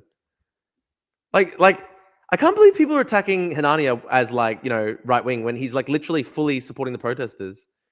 So here he's pointing out the hypocrisy of the fact that the masks are for the ICE agents who arrest you and black bag you, but obviously not for the protesters. Lord Healy says, absolutely, let people change their mind. That is politics, persuading people to support you. We need never Trump and conservatives against MAGA. Yeah, we need never Trump and conservatives against MAGA. It's only cheap if you like that. Zarenthius is only because they are not effective. He would be on board. He's a snake, Drew, waiting in the grass. How can you say he's a grass? Dude, okay, just explain, right? How exactly is Hanania ever supposed to be back on the fucking Trump team when he's been so massively... He's fully supporting the protesters against ICE in LA.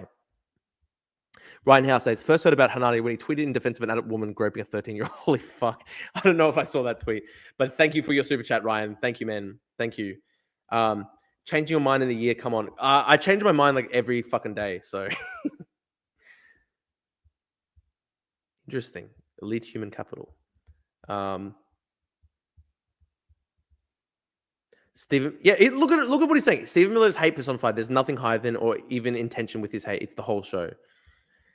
It seems that anger and this is literally what he's writing. It seems that the anger at immigration stems from losers being ashamed at their own lack of ambition. Moving to a new country is risky and difficult. People who do it are usually high agency. The migrant reminds the worst Americans of their info. I think he's actually being too harsh there. I think he's actually being too anti-Chud there potentially. Because I think people should be able to at least ask that the country have a border. I do genuinely overall think immigration can be a good thing. It's just I think people should be able to have a border, and I guess I'm sort of against that. But one thing I do love about Hanani, he does trigger everyone. He's a very fun guy in that sense. Yeah, I do like that part. This guy says he is a far right racist, and Drew is right. He is on the Democrat team. Okay. He's just trying to present himself as reasonable so he can make money and not get canceled. I don't know about that, Max.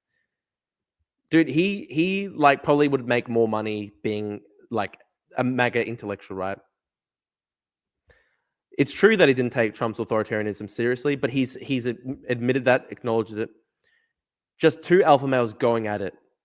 That's very high-powered elite capital right there. Here's Noel Smith. He's lost a lot of weight. Good on him. And that's Richard Hanania. Great minds at work here. Great minds at work. Good stuff. Intelligent, humble people do change their mind. Yeah, fact check true. Maybe Hanania is working for the Koch brothers to implement open borders. Who knows?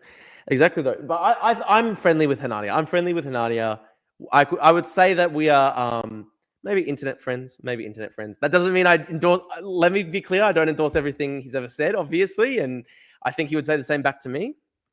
I think I'm probably more right-wing on immigration than Hanani is these days, which is funny. But we need Chris on. Chris, do you want to join us? Chris, do you want to join the chat? I would love to have Chris on. He's going to be an intellectual for whatever techno-chart comes up for the Republican in 2046. Thanks for having me on, Drew. Had a great time. Thank you, Pathfinder. It was great to have you on, man. Thank you. We'll have you on the show as well. It's cool that you're starting out as a content creator. I understand. I relate to the struggle. So yeah, thanks for coming on, man. I appreciate it. Okay, Chris is going to join. Very powerful. Very powerful. It's good to have Chris on. I'll get Chris the link. I will send it. Chris, I've sent you the StreamYard link. Sorry for party rocking. Thank you for joining the Drew Pavlu show live from San Francisco. Drew, is that your evil cousin? Are you talking about Hanania? No, we're not cousins. Hanani is a Palestinian Christian. We're both Levantine lads. All hell, Chris. Appreciate all the love from the chatters. Make sure to check out the channel. Peace out, bros. Thanks, Pete Pathfinder. I encourage everyone to go subscribe. To Pathfinder. Help the man out. Oh, cool. He's got some extra subscribers now. I'm glad to see. That's cool. I think he had 18 subscribers. He's got 26 on YouTube now. I'm glad to see. I want to help out.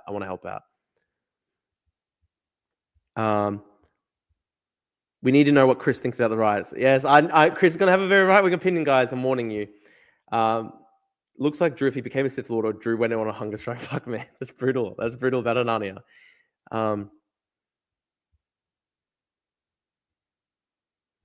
This is 3 minutes ago. JD Vance literally posted this 3 minutes ago. An ABC journalist, Terry Moran. Okay, Chris is on the chat. Chris, this is 3 minutes ago. This is live. I'll read this out. So beautiful. If anybody, Drew's evil cousin, it's me, by the way. So true. Very distant lineage. So true. Yes, very distant lineage. The long lost Anglo offshoot. Anglo-Cyprus. Many of them. Yes. Well, there were Anglos who went to Cyprus during the Crusades. I know. Yes. This is true. This is true. This is very factually true. Do the peacekeepers still patrol the divisions?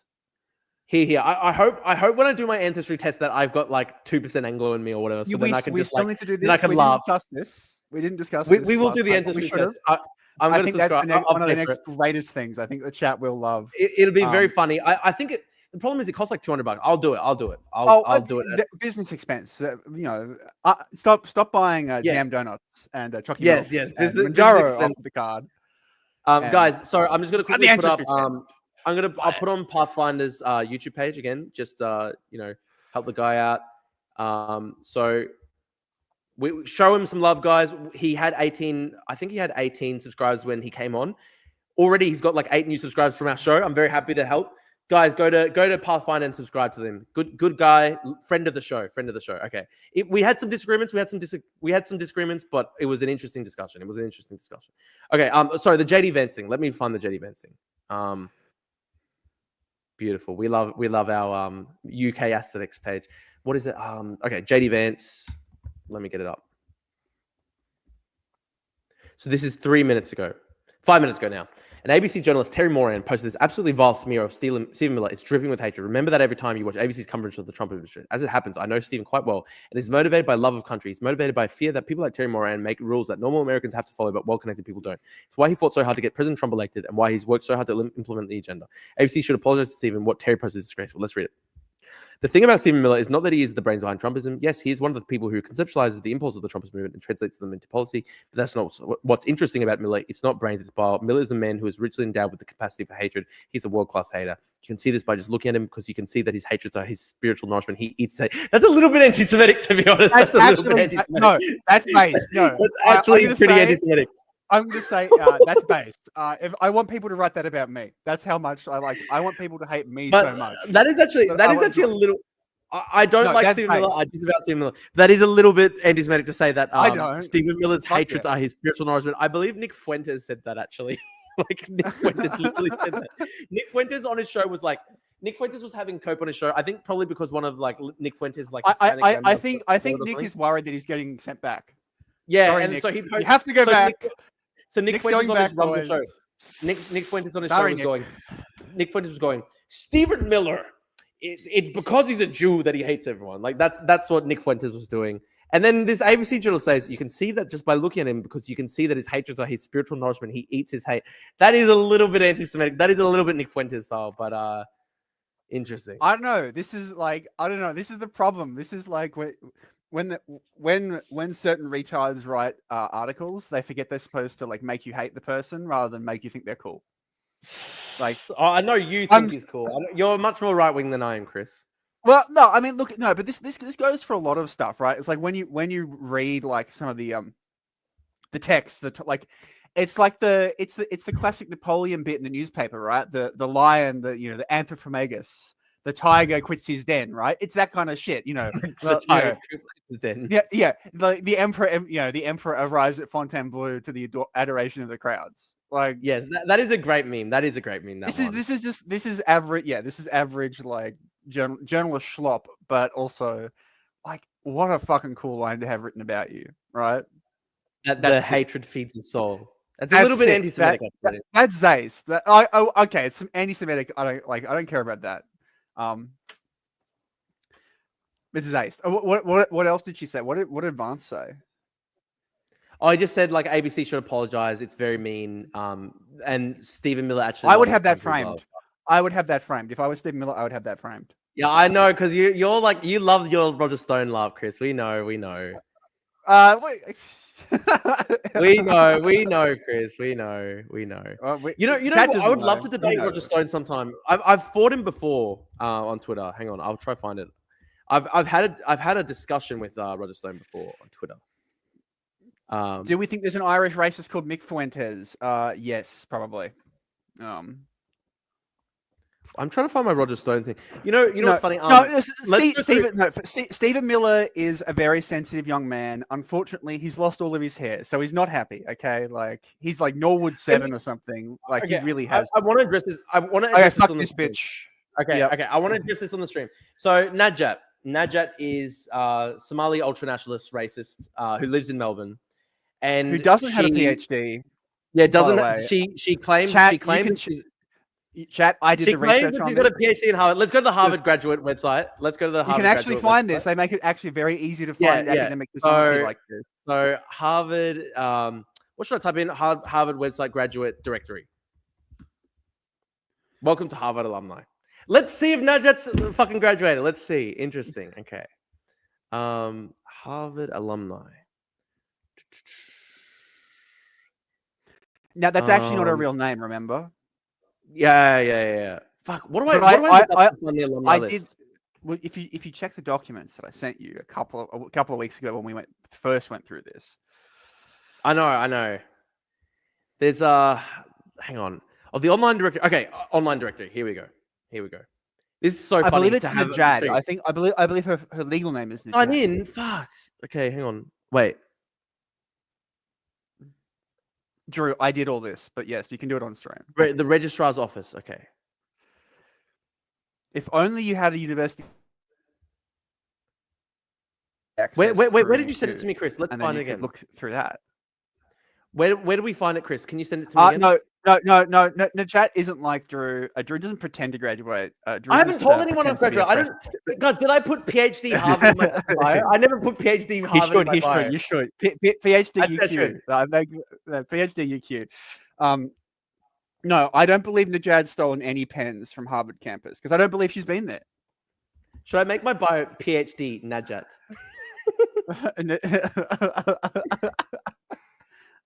No.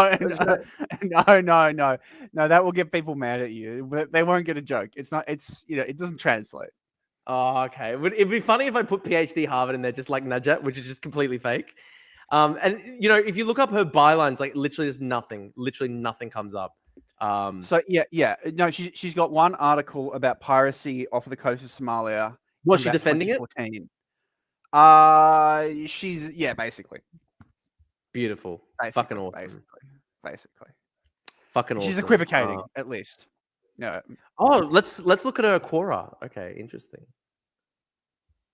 Okay. Afro Aussie Harvard. There's no evidence. We can't find Nuss Daily. Oh, wow. Amazing. I do want to try. It would be very funny to look up. It doesn't exist. It doesn't. It just doesn't exist. I've Literally been just put both it on through Google. academic searches and like through like you can look for it publicly. You Yeah, can go like literally you, there's nothing. you can't find it through Google Scholar, and you can't even find it through into university library searches. It doesn't exist. It just would doesn't exist. It did. You can find PhDs as like I can find my own grandfather's PhD, right? Like back from a billion years Yeah, ago. it just, You can't read it. You need to request it, but you could. It doesn't exist. Like it's a non-existent PhD. I think we should discuss this on the stream. So Najat found like a headline where it said like people are leaving Israel and moving to Melbourne, and she says, "Why are the genocidal settlers flooding my city?" Very interesting language, my city, because I just don't know who gave Najat the authority that she speaks for everybody in Melbourne. She owns the city of Melbourne in Australia. Surely this is So no, Drew. These are the unceded lands of the Kulin Nation. That's not her city.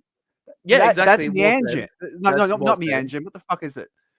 Nam.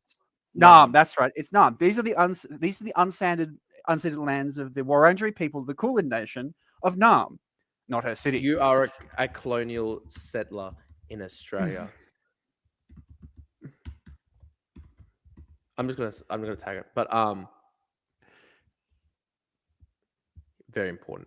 Now, I did lose my cool. I did lose my cool. So I just straight up said, Melbourne isn't your city. You're Somalian. Go home. Yeah, I thought that was a base tweet, which means you probably. And people got really mad at me. People got so mad at me. It's true. Like, I mean, it's true. Let's just go through I want to go through the quote trees because people are so pissed off at me. Very predictable that Pavley would begin his posting transition to racist grifter. If you are a Zionist, it logically follows you will eventually become a general ethno-nationalist. Zionism is incompatible with any kind of liberalism.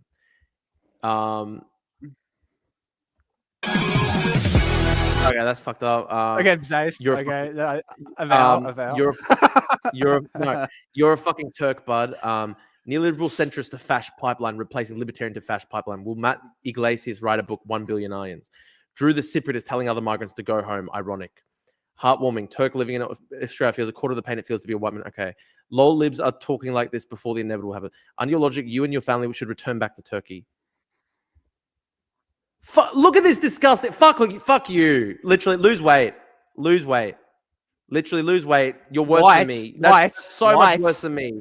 White boy changing the game. Whites. Let's do an ethno guesser right now. Yeah, ethno guesser. Okay. Pull that back up. Oh, and this was her retarded. Lamio. Like she creates fake images of me. It's so retarded.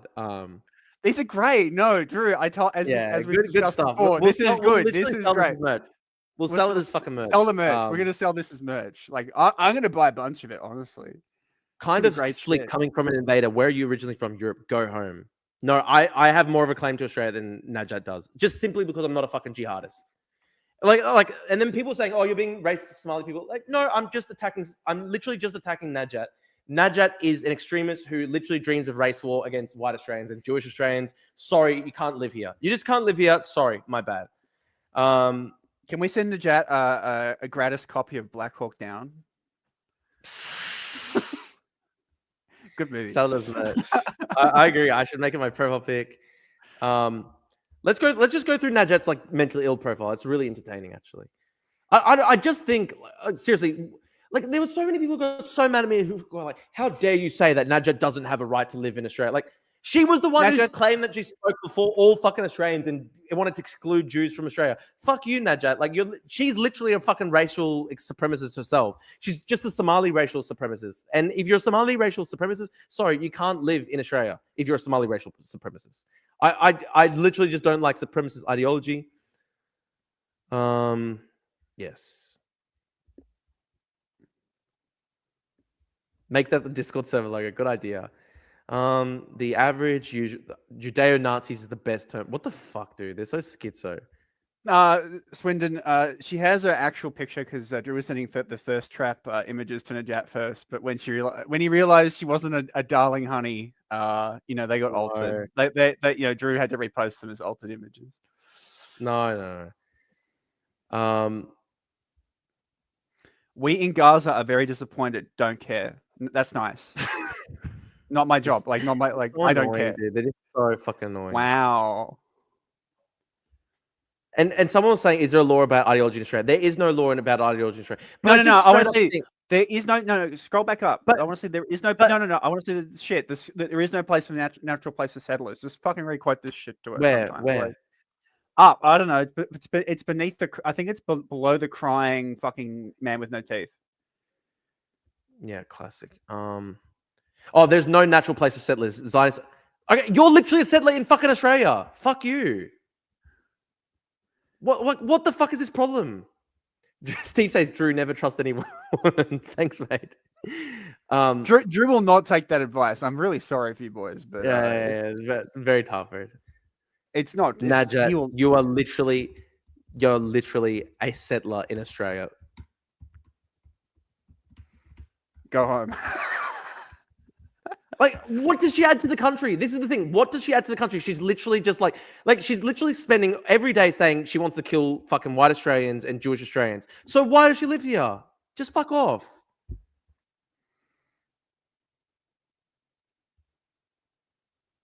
They need to be investigated for war crimes before they're allowed entry into Western countries and in our neighborhoods. Holy shit. In our neighborhood. Drew crashing out. Drew's crashing out. What the fuck's going on? Hang on. Somali jihadists.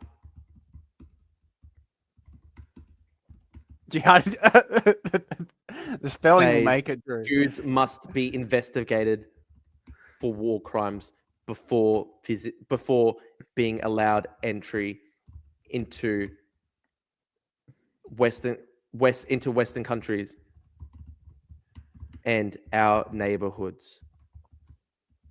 Sorry, I don't remember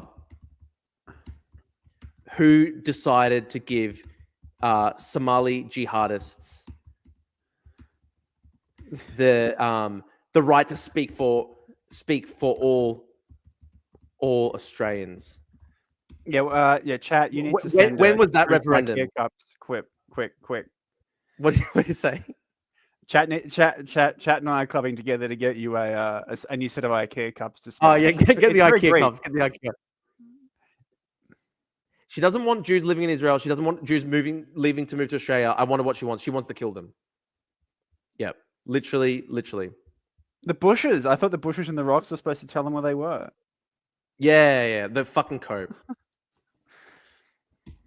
Hang on. I'm going to use it as the basis for a team. Great. We're crowdsourcing. Chat, if you two make it, if you make a chat good enough, it too will end up as mangled as a Drew tweet. Remember that. This is the power. This is the power of listening to the Drew Pavlu Fortress of Righteousness. I hear if you're a subscriber, he won't even mangle it that bad.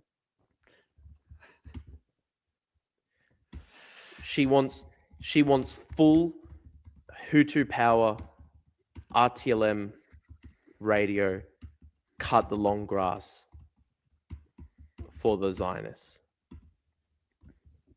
Yep. I think the Rwandan genocide parallel is very important to make and to note. It's true though. It's actually true. That's what she wants. That's literally what she wants. You should always listen to chat. That's actually the best way. Many are saying this. Hey Drew, does she have dick pics? That's bad if she does. No, she doesn't. That's fucked up. That's so fucked up, guys. That's chat so knows. Chat knows. Chat knows. Max says that one is going to go down well, bud. Good. I love my tweets. My tweets are beautiful. Everyone knows my tweets are fucking perfect. There's nothing wrong with anything I've ever tweeted ever. I don't regret a single one. Everything is beautiful I've ever said. Facts. That's actually facts.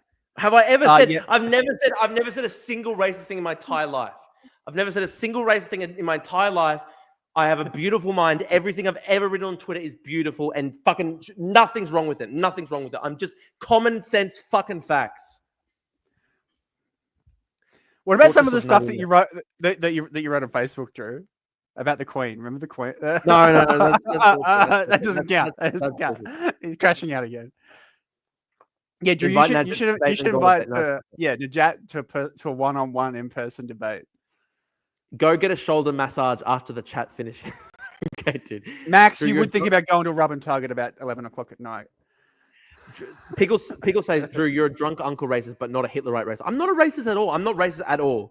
Not racist at all. Never had a single racist thought in my life. Drew's not brown enough to be Hitlerite.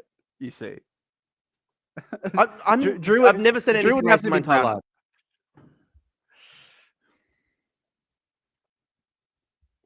I've literally never said a single thing that's wrong in my life. I've never said a single racist thing either. This is the gayest account in fucking history. This is literally like if you run this account, you're homosexual. I'm sorry, if you run this account, you're homosexual. Like it's some fat Chinese guy. It's some fat Chinese guy who started the account 3 years ago because he was mad that I criticized the Han Empire. It's literally a fat Chinese guy. And like all they can do is just like make edits of my photos to make me look fatter than I am. Literally, you are a fat Chinese guy. You are literally a fat Chinese guy. You seethe with race resentment against white people. You literally like love fucking terrorism and killing white people. That's why you hate me. Yeah, literally fuck off and maybe eat glass as well. Literally eat glass. You're fat. You're a fat Chinese guy living, I think in like Shanghai. You're using a VPN to criticize me, and you're literally obsessed and fat. You're a fat Chinese guy, and yeah, you should really be ashamed of yourself for being obsessed with really like a low-level internet influencer. Realistically, I am a low-level internet influencer. I don't have that many followers. So imagine if you're literally dedicating your life to making images of me. You are firstly homosexual. Secondly, you're a fat Chinese guy living in Shanghai. That's actually just facts. That's just facts. Have I said a single thing wrong there? No, I haven't. There's literally not a single thing wrong there. Nobody else remembers that Drew started his activism by backing violent rioters in Hong Kong when they did. Listen, Hong Kong's good. The West is Hong Kong good.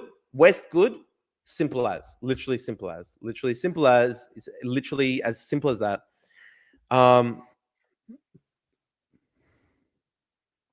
Drew, where did you get the eat glass comment from? Is it from a movie? No, that came from my beautiful mind so many years ago. It's a great insult. It's a great insult. What do you think? I Chris? remember where I remember where it was come up with. It was potentially quite beautiful. Yes, I remember the circumstance in which it was used.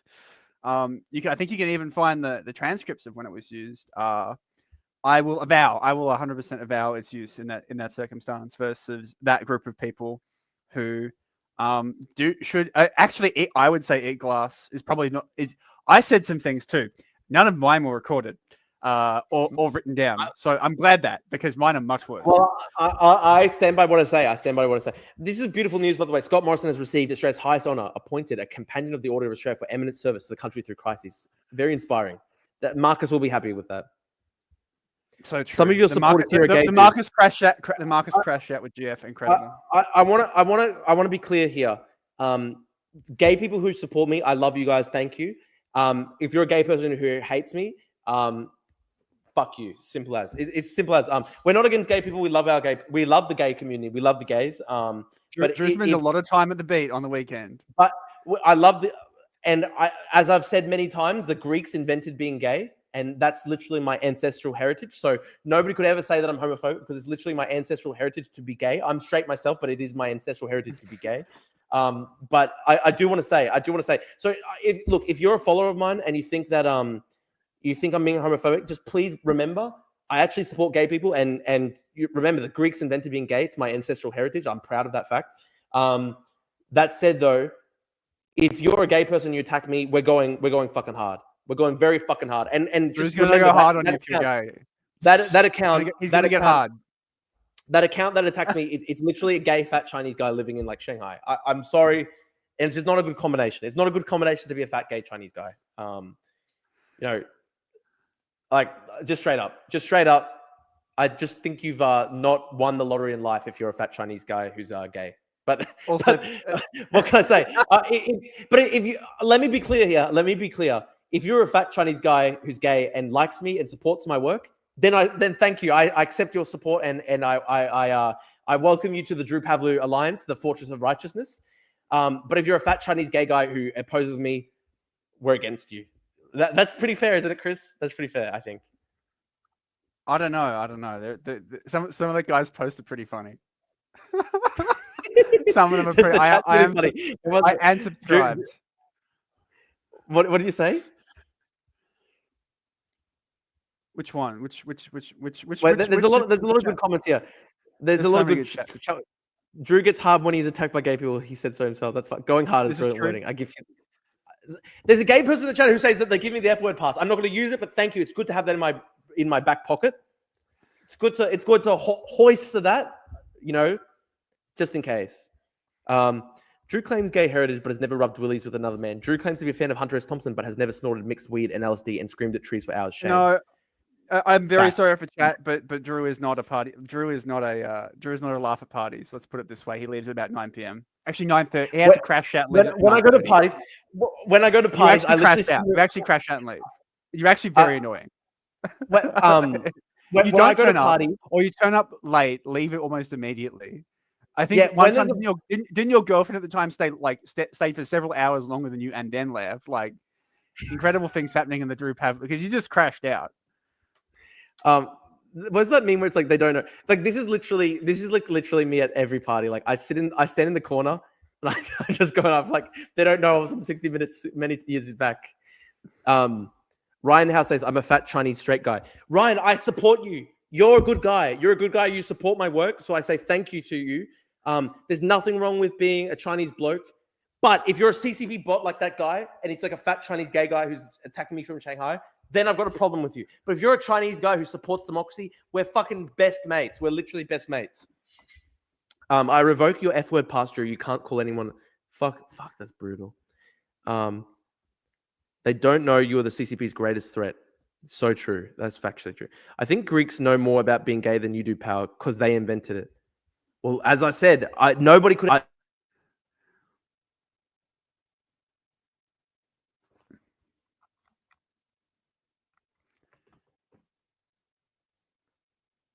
Drew's grasping the mic too hard. He's grasping it like something else. All I'm saying is nobody could say that I am homophobic because my people, the Greeks, invented homosexuality 3,000 years ago. So it's not something I personally partake in, but the Greeks invented being gay. Let that be just recorded. If anybody want to say, oh, Drew's homophobic, I heard him say that thing over there is gay or something like that. Just remember, like, there's actually the ancestry of being gay is within my people's ancestry. I'm not gay myself, but the ancestry. What does your grandfather think about this argument, Drew? What does your grandfather think about this argument? That the Greeks invented. I'm not gonna. Actually, you know what? What Papu? I don't think we'd approve. I don't think my old conservative Papu would approve of me making these jokes, but he does actually watch the streams. He's a good bloke. Drew, have you watched Leather Apron Club's debunking of the gay Greeks myth? I haven't actually seen that before. So I actually have. I don't look. It's. Should we watch that? I mean, okay, I have to watch it again. I mean, look, it's you should watch it. You should watch it on stream one time, but not today because I've already seen this. What about just like 5 minutes? Greek mythology is full of examples and accounts of same-sex relationships. I love the space. Which country is this? That's the gay flag.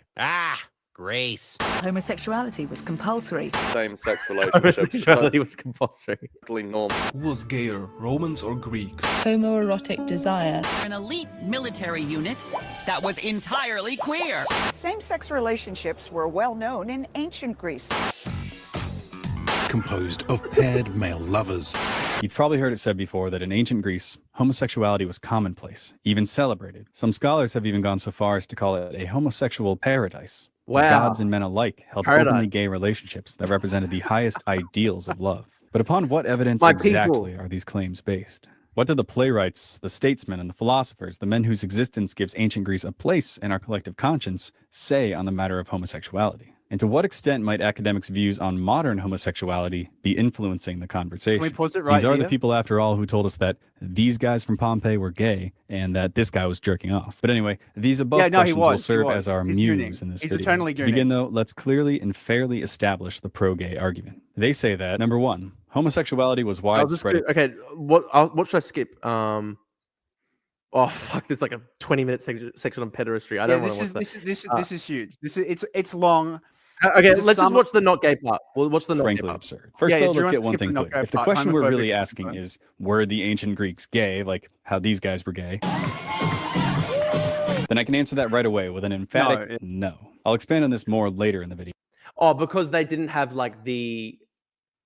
Is the argument that they didn't have like sexual orientations back then, basically? Well, no. So the argument. So I don't. I've not watched this for a little while. So, but the point where you sort of need to get to is it's not. They're not gay. They are not gay in the way that we would think of modern homosexuality. It's an entire. It's a very. They literally. Well, they literally thought it wasn't gay if you were like the dominant partner, right? Like I'm pretty sure that was actually part of it. Yeah. And there was a period of time in which you're like in your life, Blake, where that was, the pederasty thing is another thing. It's also later. It's also later, and the males are usually of a similar age. Like the older one is not more than a couple of years older. It's not this like, oh, like some 40-year-old with a 13-year-old like towel boy, right? That's a very poor understanding of the historical evidence as well. So like both sides, both this like is very very like the hard, so like the hard like, oh, they were all gay, and also like the hard like, they were evil because they were gay. They're both in some ways putting more like either a Victorian lens or like a very modern lens on what's a very historically complex like topic in some sense.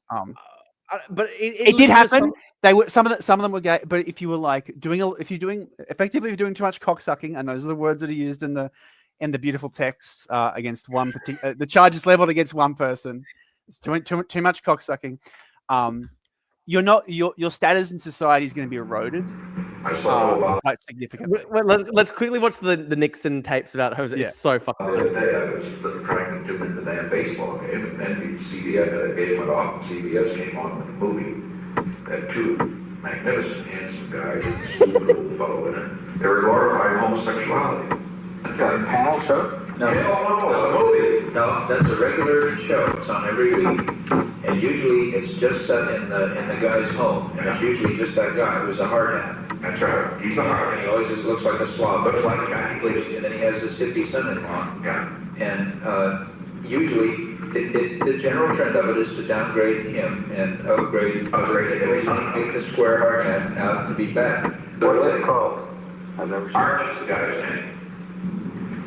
That's real family entertainment, isn't it?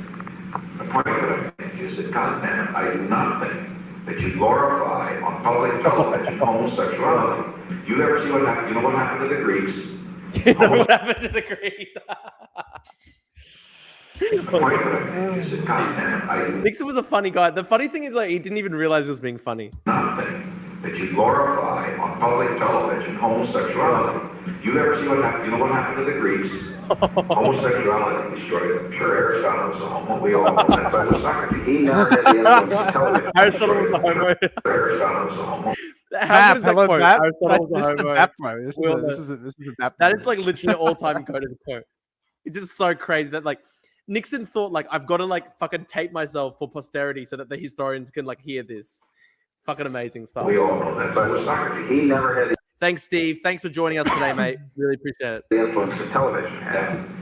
The last 6 Roman emperors, in fact. You see, homosexuality, immorality generally, these are the enemies of strong societies. That's why the communists and the left-wingers are pushing each other. They're trying to destroy us. So funny that so funny I guess the last 6 Roman emperors were gay. What was the other one? What's the other funny tape moment?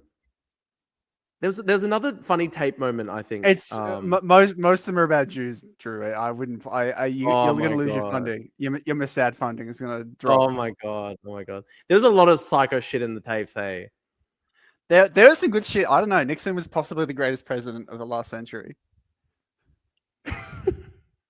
Sexuality was said to be most widespread. I intend to show exactly what the Greeks would have thought of what we call homosexual relationships, and why calling them gay is frankly absurd. First, though, let's get one thing clear. If the question we're really asking is, were the ancient Greeks gay, like how these guys were gay, then I can answer that right away with an emphatic no. I'll expand on this more later in the video, but hello, Easy Money. Thanks for tuning in. Especially the one that allowed himself to be the passive partner in a sexual encounter, was referred to as a kinidos, which would best translate into English as a 6-letter F word. These kinidos were constantly the butts of butt jokes in place, and were even sometimes barred from citizenship in Athens. The logic being that somebody who would allow their desire to overcome their rational mind and the shame that came along with being penetrated by another man was behaving animalistically, unable to control his, quote, itch, or going his masculinity for what they believed were, quote, unnatural desires. Such a person cannot be trusted with any position of power, as they would be far more likely to behave irrationally in that position. A similar logic was used to bar women from citizenship. And these men were viewed as being even lower than women, because while women were irrational and not to be trusted, obviously, these men were exactly the same. And they didn't even have the upside of producing children. This disdain was focused primarily on the passive partner, but as we will see, it extended to the active partner as well, as he would also be guilty of being unable to control his lust, while simultaneously bringing immense shame on a fellow citizen. And there were many other slurs that were used to describe homosexual men as well, which, although rude, I include for the sake of completeness. These slurs include, in translation, shameless, wide-assed, cistern-assed, gapers, Holy shit, Gapers.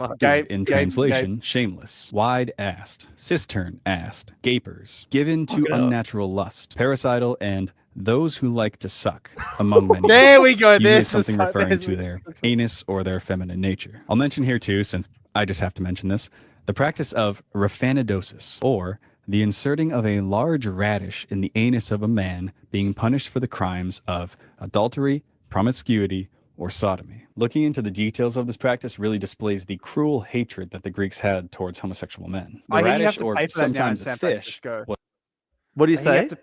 You have to pay for that service now in San Francisco for the radish. Oh my god! Oh my god! It's going to be a Whole Foods hot radish. ash was what is sexual men. The radish, or sometimes a fish, was inserted, and hot ash was used to singe off the pubic hair of the man, both done in an attempt to feminize and humiliate him. This obvious hatred of homosexuals sets a wide berth between the sexual attitudes of modern gays and Greeks. Additionally, there is practically no evidence of adult male-on-male romance in any classical literature, which is of course the form in which most gay couples exist today. Nor is there any evidence that marriage between two men or two women ever occurred or was permitted to occur. So no, the Greeks weren't gay in the modern sense at all. Actually, by today's standards, it'd probably be more apt to call them homophobes. Modern homosexuality is a product of the sexual liberation movement, which champions the idea of complete liberty in regards to one's sexuality, an idea which, as we'll see in the next section, the Greeks would have viewed as terrifyingly stupid. So note that any use of the word gay or homosexual in the rest of the video should just be considered as shorthand, as what male-on-male sex might have occurred in classical Greece has nothing to do with the If you write it down, you'll need to bring a radish when you visit San Francisco. That's fucked up, guys. That's attitudes and motivating philosophies of modern homosexuality. So instead of asking, were the Greeks gay, our question should really be, to what extent, if any, did male-on-male sex occur in ancient Greece, and what did people think of it? We'll touch on lesbian relationships briefly as well, but frankly, the ancient Greeks were very male-centric in their thinking, so the lives of women rarely get mentioned. Now, to truly understand the complexities of our question, we need to have some background knowledge. Let's begin by discussing nature and love. Nature to the Greeks was far from our idealized and distant conception of her. Instead of the romantic vision of the unspoiled Elysium, which we only occasionally venture into for pleasure, nature represented chaos, fear, and unpredictability, something to be held at bay by human culture, civilization, and reason. The forest was not an idyllic setting for a walk, but a dark place,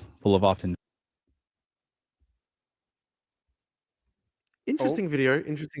I didn't know about the radishes before. That's very interesting. State that the intention of pederasty was educational and not sexual. Take Xenophon, for instance, where he plainly says as much about Spartan pederasty. Also take the book by gay activist and professor William Armstrong Percy, titled Pederasty and Pedagogy in Archaic Greece. In it, he argues that pederasty contributed to the meteoric rise of Athens. How does it make any sense that a purely sexual institution would cause the rise of a city-state? So to claim that the purpose of pederasty was only sexual and not educational at all is just plain wrong. But here's the rub. There do exist several passages from ancient literature which do display a sexual attraction of the Erastes towards his Eromenos. Most famous are the passages from Plato, especially.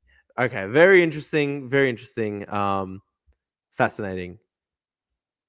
Very fascinating. Thank you guys for bringing that to my attention. I'll bring up some more interesting news tweets. We can stop talking about Greeks and gayness for a little bit, and we can discuss some of the news. So let's see. Elon Musk has arrived in Moscow. Very, very interesting. Angelica is such an annoying person. Let's see.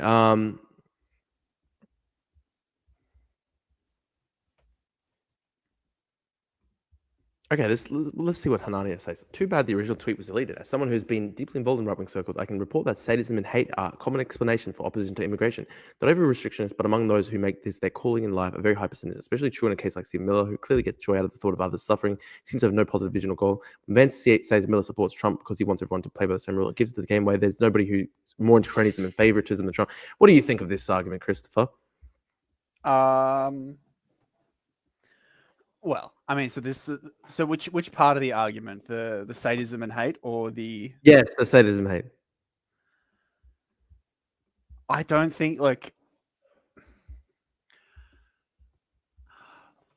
so. It depends in which context, right? Like, do you want to see people and actually this is something I was thinking of when I was looking at your commentary on this today, which is if that case that they're sort of writing about were in Australia, they would have been deported already.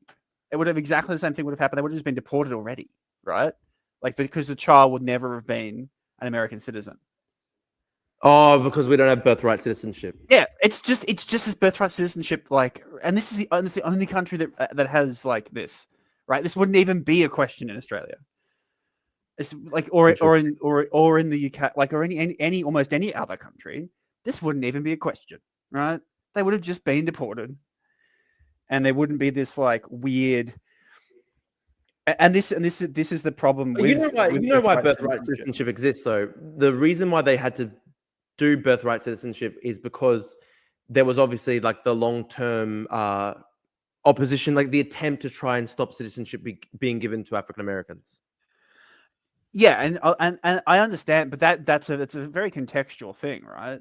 Like that's of its time, right? And Yeah. this is a problem with a lot of old statutes and laws, and like this I would say also goes to like something like the UNHCR. These are things that have been deprived of context, and then are being used as weapons, right? They are good in their original application, right? So UNHCR signed after the Second World War. Yeah. We have to permit refugees. Yeah. European countries should probably take European Jewish refugees or whoever from wherever. Skip forward to now. It's being used in entirely different ways to ensure that you get entirely different outcomes. Now, some people are using that knowingly, right? And some people are not, and some people just sort of go along with it because that's like human rights, which don't exist. But that's maybe a debate between us we can have on air, like human rights. Look, I think human rights, of course, do exist, but the problem is that it's now been weaponized by like this very like insane, rabid, extreme left thing. Where like it's amazing because like in their view, human rights don't extend to like settlers. Like you can just literally be like shot in the back and executed if you're like just like a civilian from a different race that they don't like. At the same time, though, human rights means that you have to have infinity open borders migration. So it's just amazing how they've been able to weaponize the concept of human rights. Like it doesn't extend to you if you're like a so-called settler or whatever. You just get shot in the fucking head because you're like, you're born with original sin as a member of the oppressor race or whatever. Then at the same time, though, human rights, of course, has to, somehow lead to the outcome of open borders, infinity migration. It's very interesting how it's been, completely. Yeah, and I think that would be my minimum statement on it. My probably more genuine statement is that they exist. They exist in a cultural context, and I think this is the same. I think this is the same thing that goes for a lot of laws like birthright citizenship, where they exist in a particular time and would have been better off not being entrenched as they were, but they were, and it's perhaps time to revisit them. And getting rid of birthright citizenship is not like the US is boldly different in that respect for having it. Like almost every other country on earth does not. Right? Like almost every other country does not have this weird fucking law. Any thoughts on the Bernie Sanders claims that open borders are a coke agenda to get cheaper labor? Like, that's true. That's true.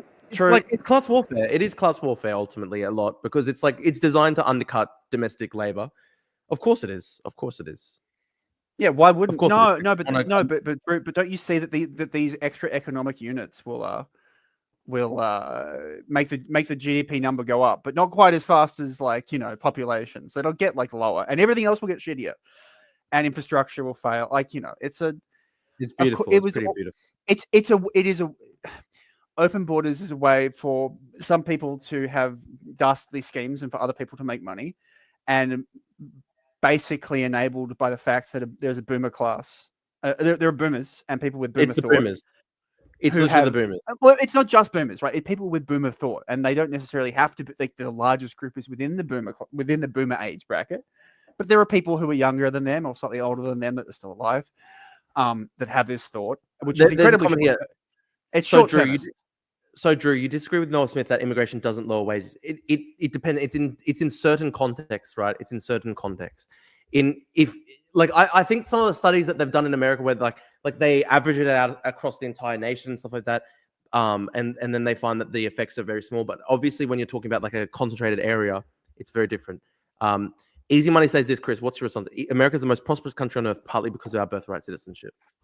I don't think so. I think that the US is a prosperous country by virtue of its original and early founding stock, and also by its vast geographic. Like, oh my god, Like it's like Australia without all the shit bits in it, right? Like we have the rocks, but underneath, you have beautiful. Well, we literally just have. It's the same size as Australia, but we don't have like 80% of us is 80% of our continent is infertile. It's not it's either it's variably fertile or it's like quite inhospitable. Whereas America has Great Plains where we would have that. Like that's and it's not nearly as like tropical. It's not nearly as extreme in the like. It's colder on the north in the US and not quite as cold here. But tropics make things more difficult. Like it is a perfectly isolated, like almost continent-sized country, that was populated by the right kind of the right set of Northern European immigrants for a couple of hundred years. It really is the perfect country. Like that's why it's prosperous. Easy money. I'm not saying if you took the people that migrated there and put them somewhere else, they'd probably be fine, but they would not necessarily be the wealthiest country on earth. I've got people saying debate Noah Smith on immigration. Someone else says no, not even averaged out. Hardly any evidence that wages lowered per Noah debate. Listen, I will research further. Obviously, like Noah Smith is a PhD economist and he's one of the most popular economics bloggers in the world. For me to go right up against him straight away is probably a bit out of my league. I do listen to what he says. I think though that like I think this is the problem, right? It depends what types of immigration you're coming, because like you've got that study out of Denmark, the Danish Public Finance Ministry, where they basically just found that like immigration from other European countries and other developed countries does lead to positive effects, but when you have immigration from really poor countries, on average, it does not have a good effect. On average, the average migrant from poor developing country is going to be a net burden on the public finances of Denmark over the entire course of their life, even when they're working. So. Chris, do you want to talk about this quickly? Roy Stewart's conservatism is entirely aesthetic.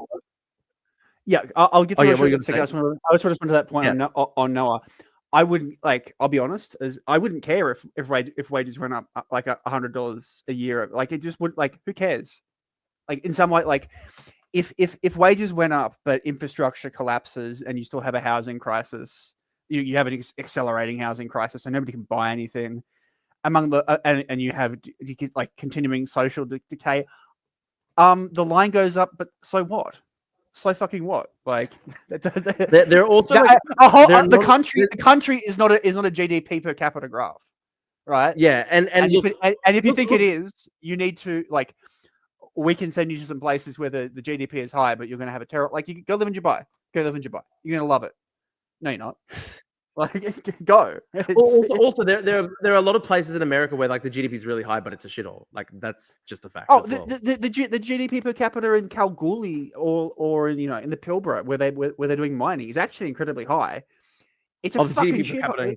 Yeah, holy shit. Yeah, it's huge. It's like 100. It's like it's like 138,000. It's some ridiculous number because it's full of people who are getting paid very highly, but there are environmental issues there. Workers.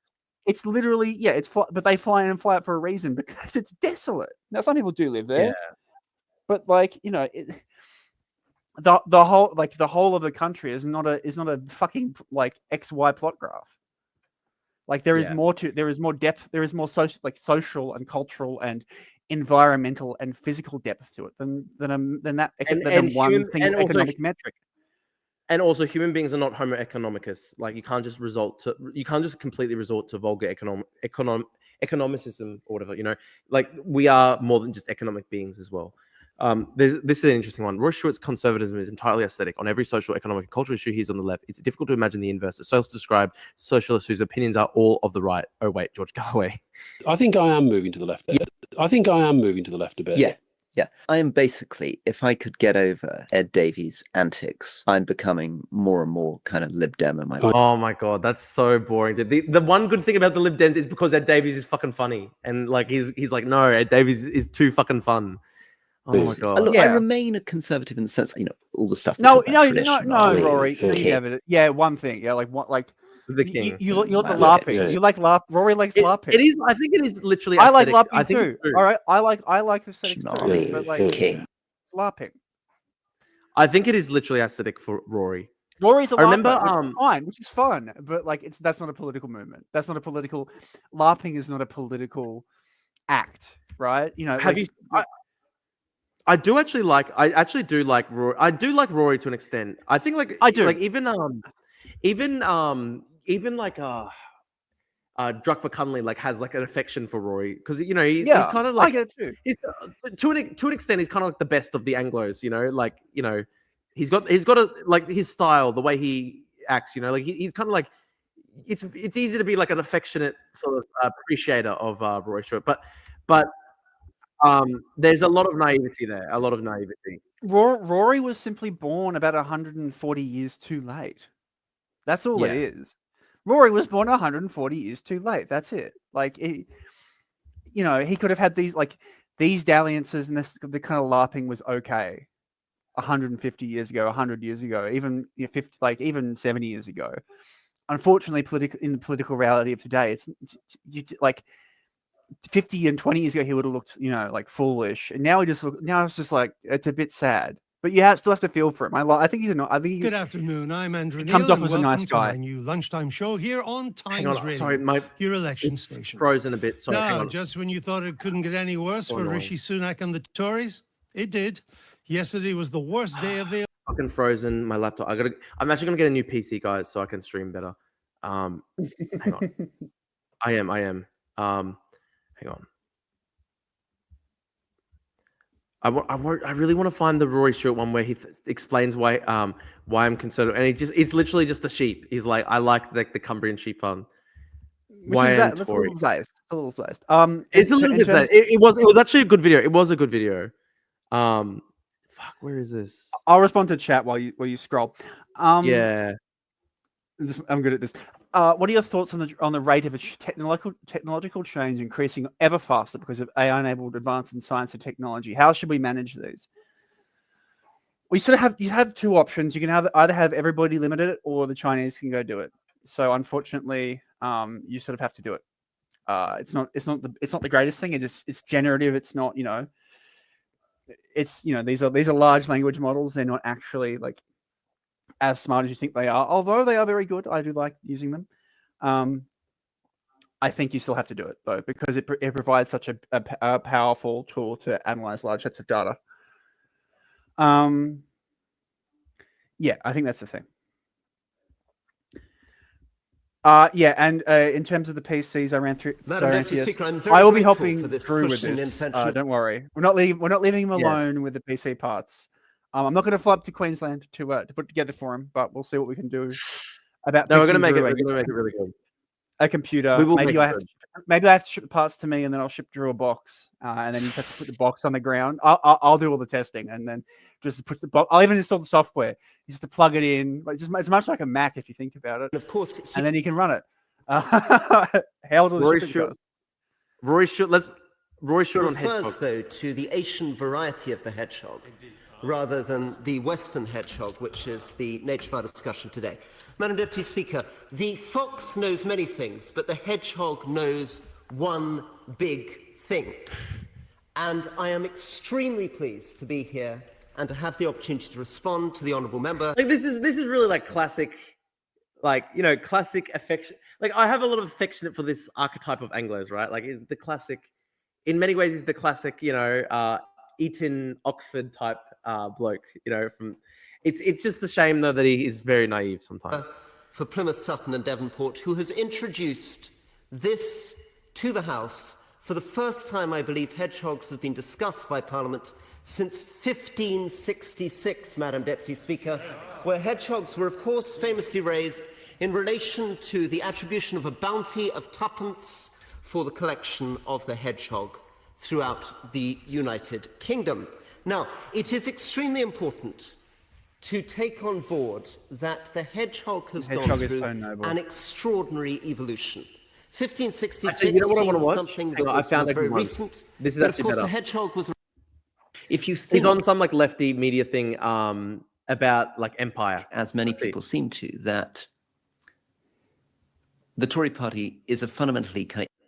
Drew, do you think your point on preserving demographic structure is supported by majority in Australia and the West? I think if it was actually put to like people, I think it would be like if you ask people like, do you want to be a minority in your country? Like, I don't think it would be very popular.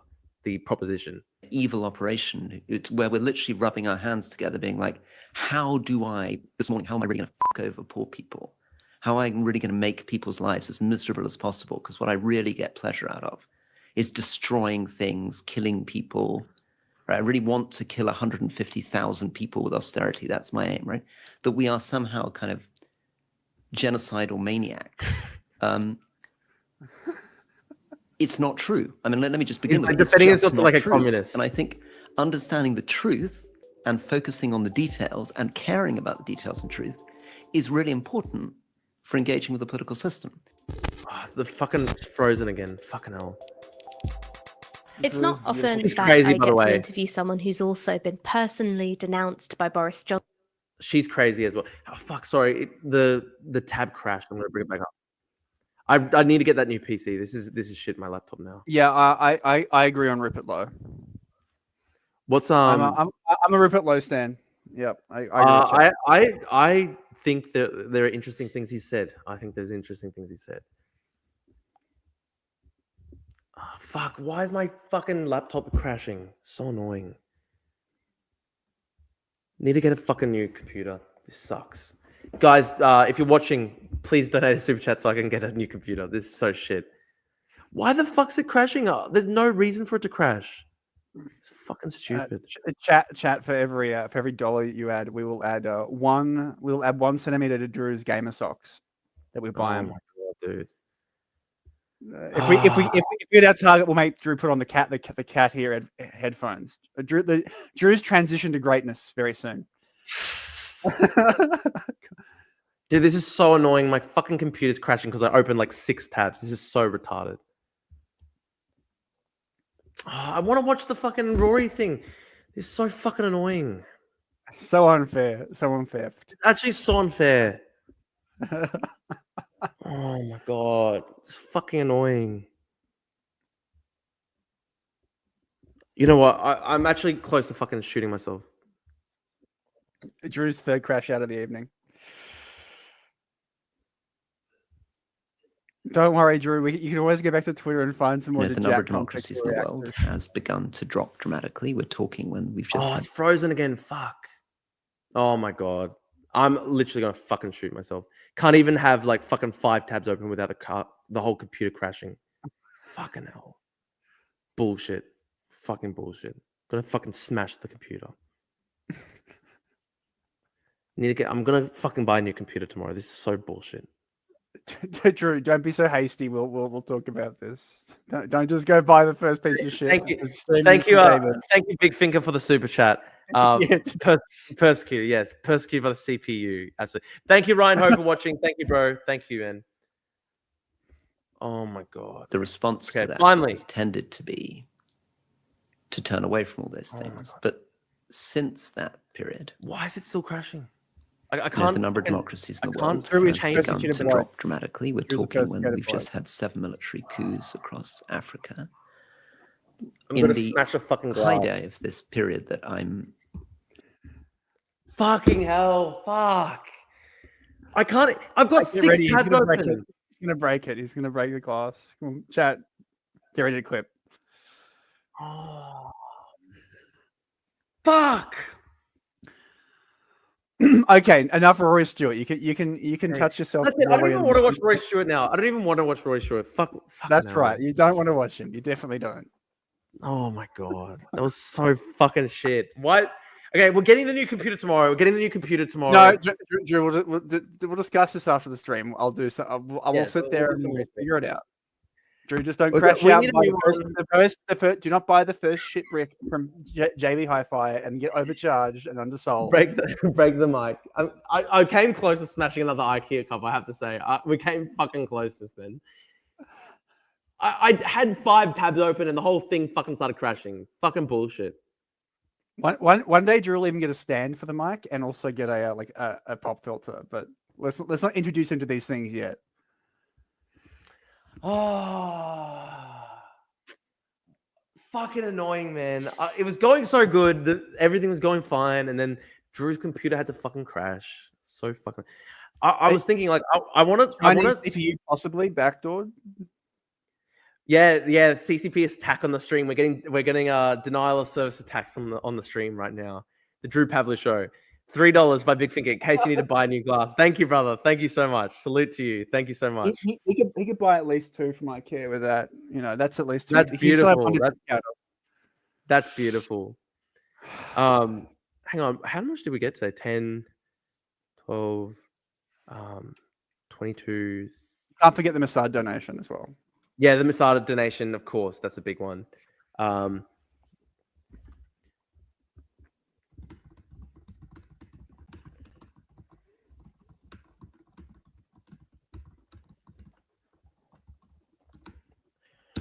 Oh, fuck, mate. We're going to have to get a new PC. What type of PC should I get, guys? We need to get a fucking massive rig. Let me get some up. Share screen. PC buy. Okay. Oh. buying a pre-built. Oh, Drew, you're gonna. What's wrong with pre-built? Oh, Drew. Is this? I'm like right now. I'm like your parents, right? I'm like, oh, Drew. Oh, actually, like your papa. Oh, Drew, why not?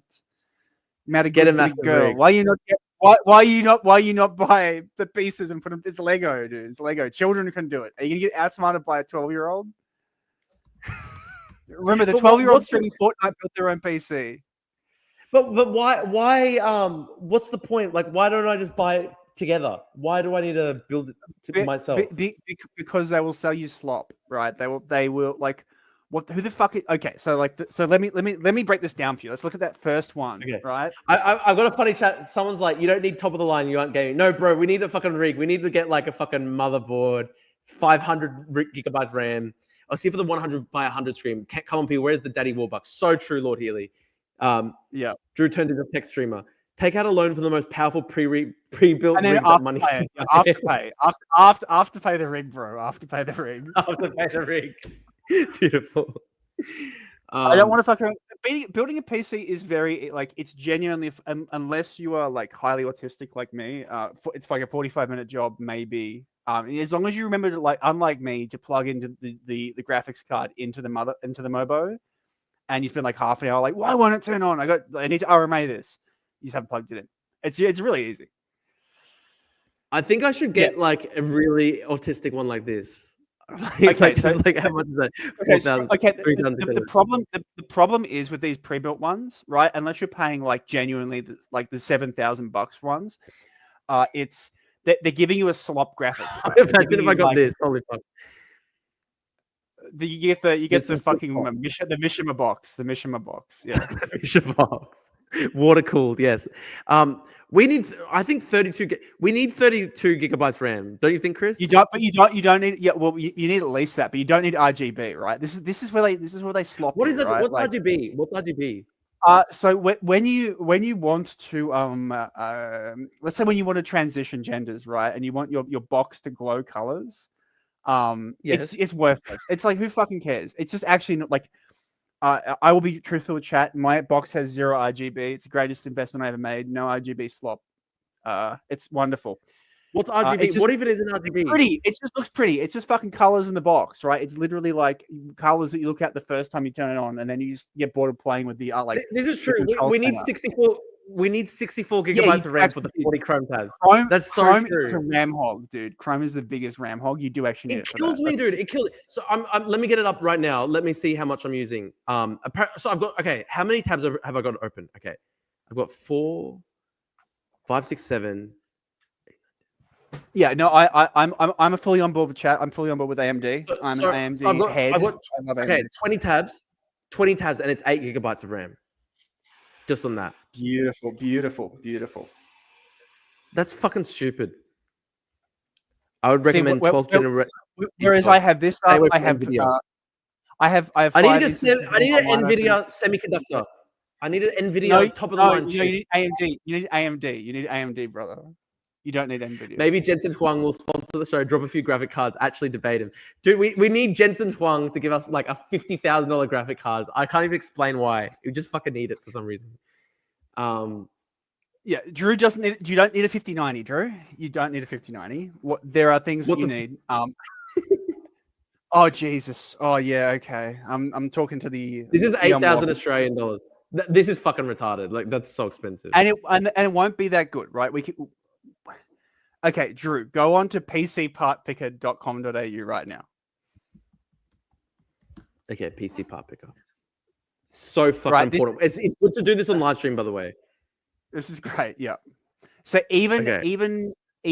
this is going to come as pieces, and maybe we do a stream where Drew puts it together.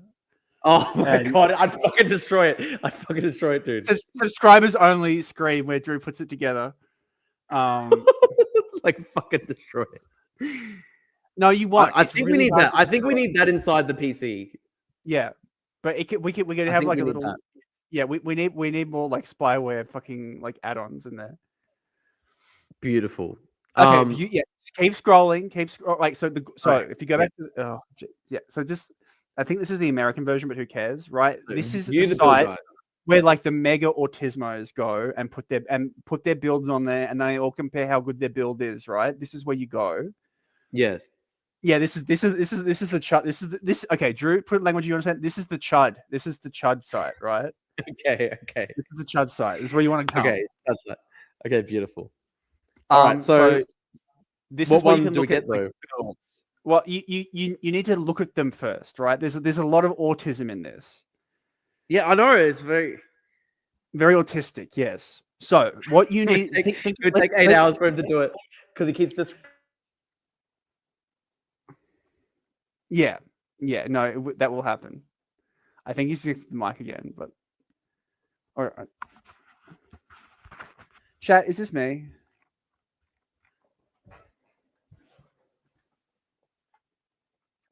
Yeah. I'm muted. Hang on. We need an NVIDIA chip. We need NVIDIA chips. Okay, can you tell me why you need NVIDIA? Tell me why you need NVIDIA. It's just the only ones that I know. I think JD's cool, so I need NVIDIA. AMD also make great chips that are probably better priced at this point, right? And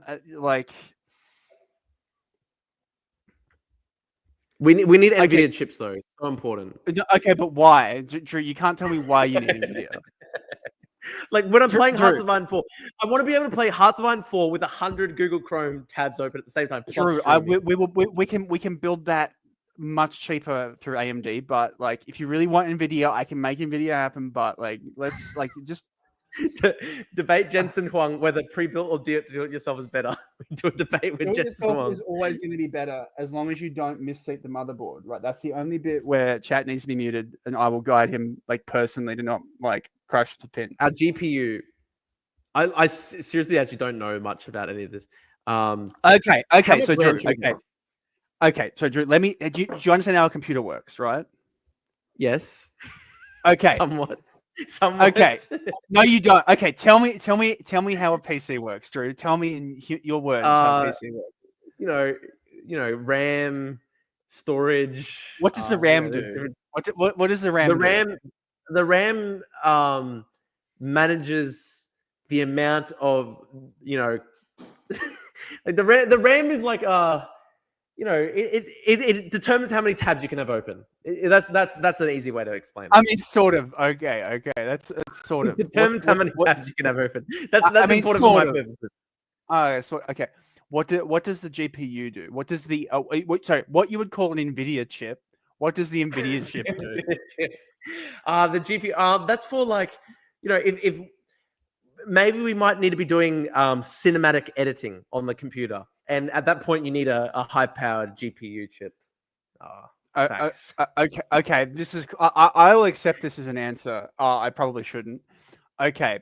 What do those connect into?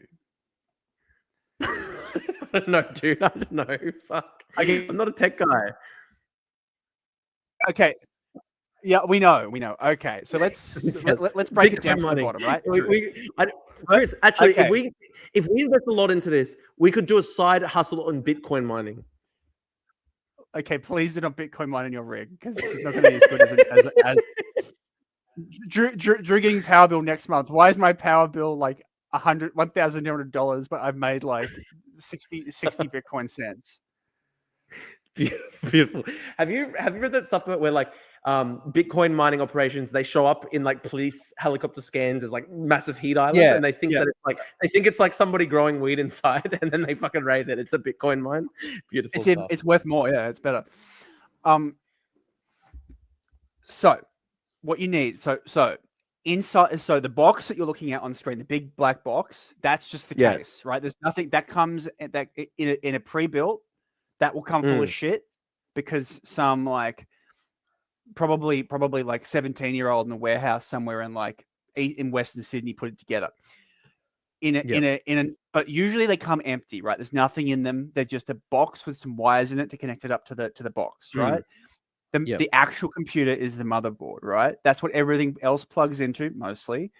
That gets powered by a power supply unit, right? People will cheap out on the power supply unit. Do not do this. They're not that much more to get a much safer PSU, and you want a bit of headroom, right? It's let me put it in a Drew perspective. It's like when you go on to Twitter and you don't post kill yourself, kill yourself, kill yourself. You say eat glass. Because you want a bit of room to escalate, right? You want a bit of room to escalate. Excellent.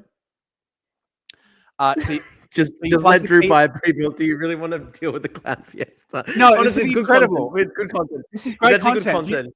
Drew building a PC. That's actually good content for the show. Do you want to watch him build this over like 4 hours and watch him like crash out? I do. I don't want to. I'm gonna have to talk him through it. You guys IKEA cup. When you get the PC, get like a whole box of IKEA cups because you're gonna need them. Like, this is good. No. This is great. IKEA cup. This is gonna be good. Trust me. This is amazing. This is the content. That's really yeah, like subscribers only get the full crash out uncut. You know, members only stream, such as Drew screaming. Members. Drew screen. Yeah. Do you want to watch Drew's crash outs, right? That's why you're here. I admit it would probably be entertaining for people. I mean, you got a small. I think the chat's got like a small appetizer of that. Like when I've been throwing the IKEA cups over just like the smallest shit. If I had to build a fucking PC, it would be fucking over for everybody. At least 10 IKEA cups are gone. Yeah, Drew crying tears. Crying actual tears. Curled up in a fucking ball. That's actually probably what would happen. So into the motherboard, you plug the RAM, right? Which is where the computer stores its currently running programs. So essentially how many Chrome tabs they open, right? So how many for Drew, how many windows of Twitter, of Instagram to message girls, to, of news sites that you've looked at once, of like YouTube video of like random YouTube videos like pull up, right? Imagine you could always have the Greek versus Albanian debate up or Greek versus Turk debate always. The tab has to be open 24/7. Homer building the barbecue kit. I love that one. Yeah, this will be. This will be Le Grill. Classic, fucking classic. Homer barbecue kit. Oh, it's fucking frozen again. Oh my god. It's fucking poetic in fucking justice. What the fucking cosmic irony. I wanted to watch the Le Grill video and it fucking freezes. Fucking hell, man. Like, I'm actually getting tortured right now. Fucking persecuted. Hey, that wasn't so hard, was it, honey? Dad, I really need to rest my back. That'll be me, sweetie. That'll be me. Daddy'll take over. Oh, yeah, that's a fine looking... Oh! Okay, no big deal. Oh, it's frozen! Fucking hell! Are you kidding me? Fucking hell. This is so fucking punished. Drew, turn off the Bitcoin miner, for God's sake. Drew, turn off the Bitcoin miner in the I've background. got 6 tabs open. What the fuck's the problem? Oh my god. Oh Christ. Anyway, so the RAM plugs the RAM. Lets you watch YouTube videos. Ah, stupid Lisa! She gotta build fast. Cement drawing. All right, let's see. English side ruined. Must use French instructions. Le Grill. What the hell is that? Oh, come here. Come on, fit. You.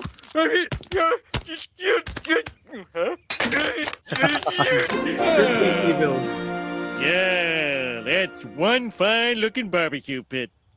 Why doesn't mine look like that? Why? Why must life be so hard? Why must I fail in every attempt at masonry? How's your father's project coming along? I think he's almost done. Yeah, he's done. Yeah, that's true PC build. True PC build. Okay. You know what? I do have to. Okay, we're gonna call the stream an end today. We'll do the PC proper thing tomorrow. Jesus. Okay, Drew. Yeah. Yeah. Beautiful. Okay.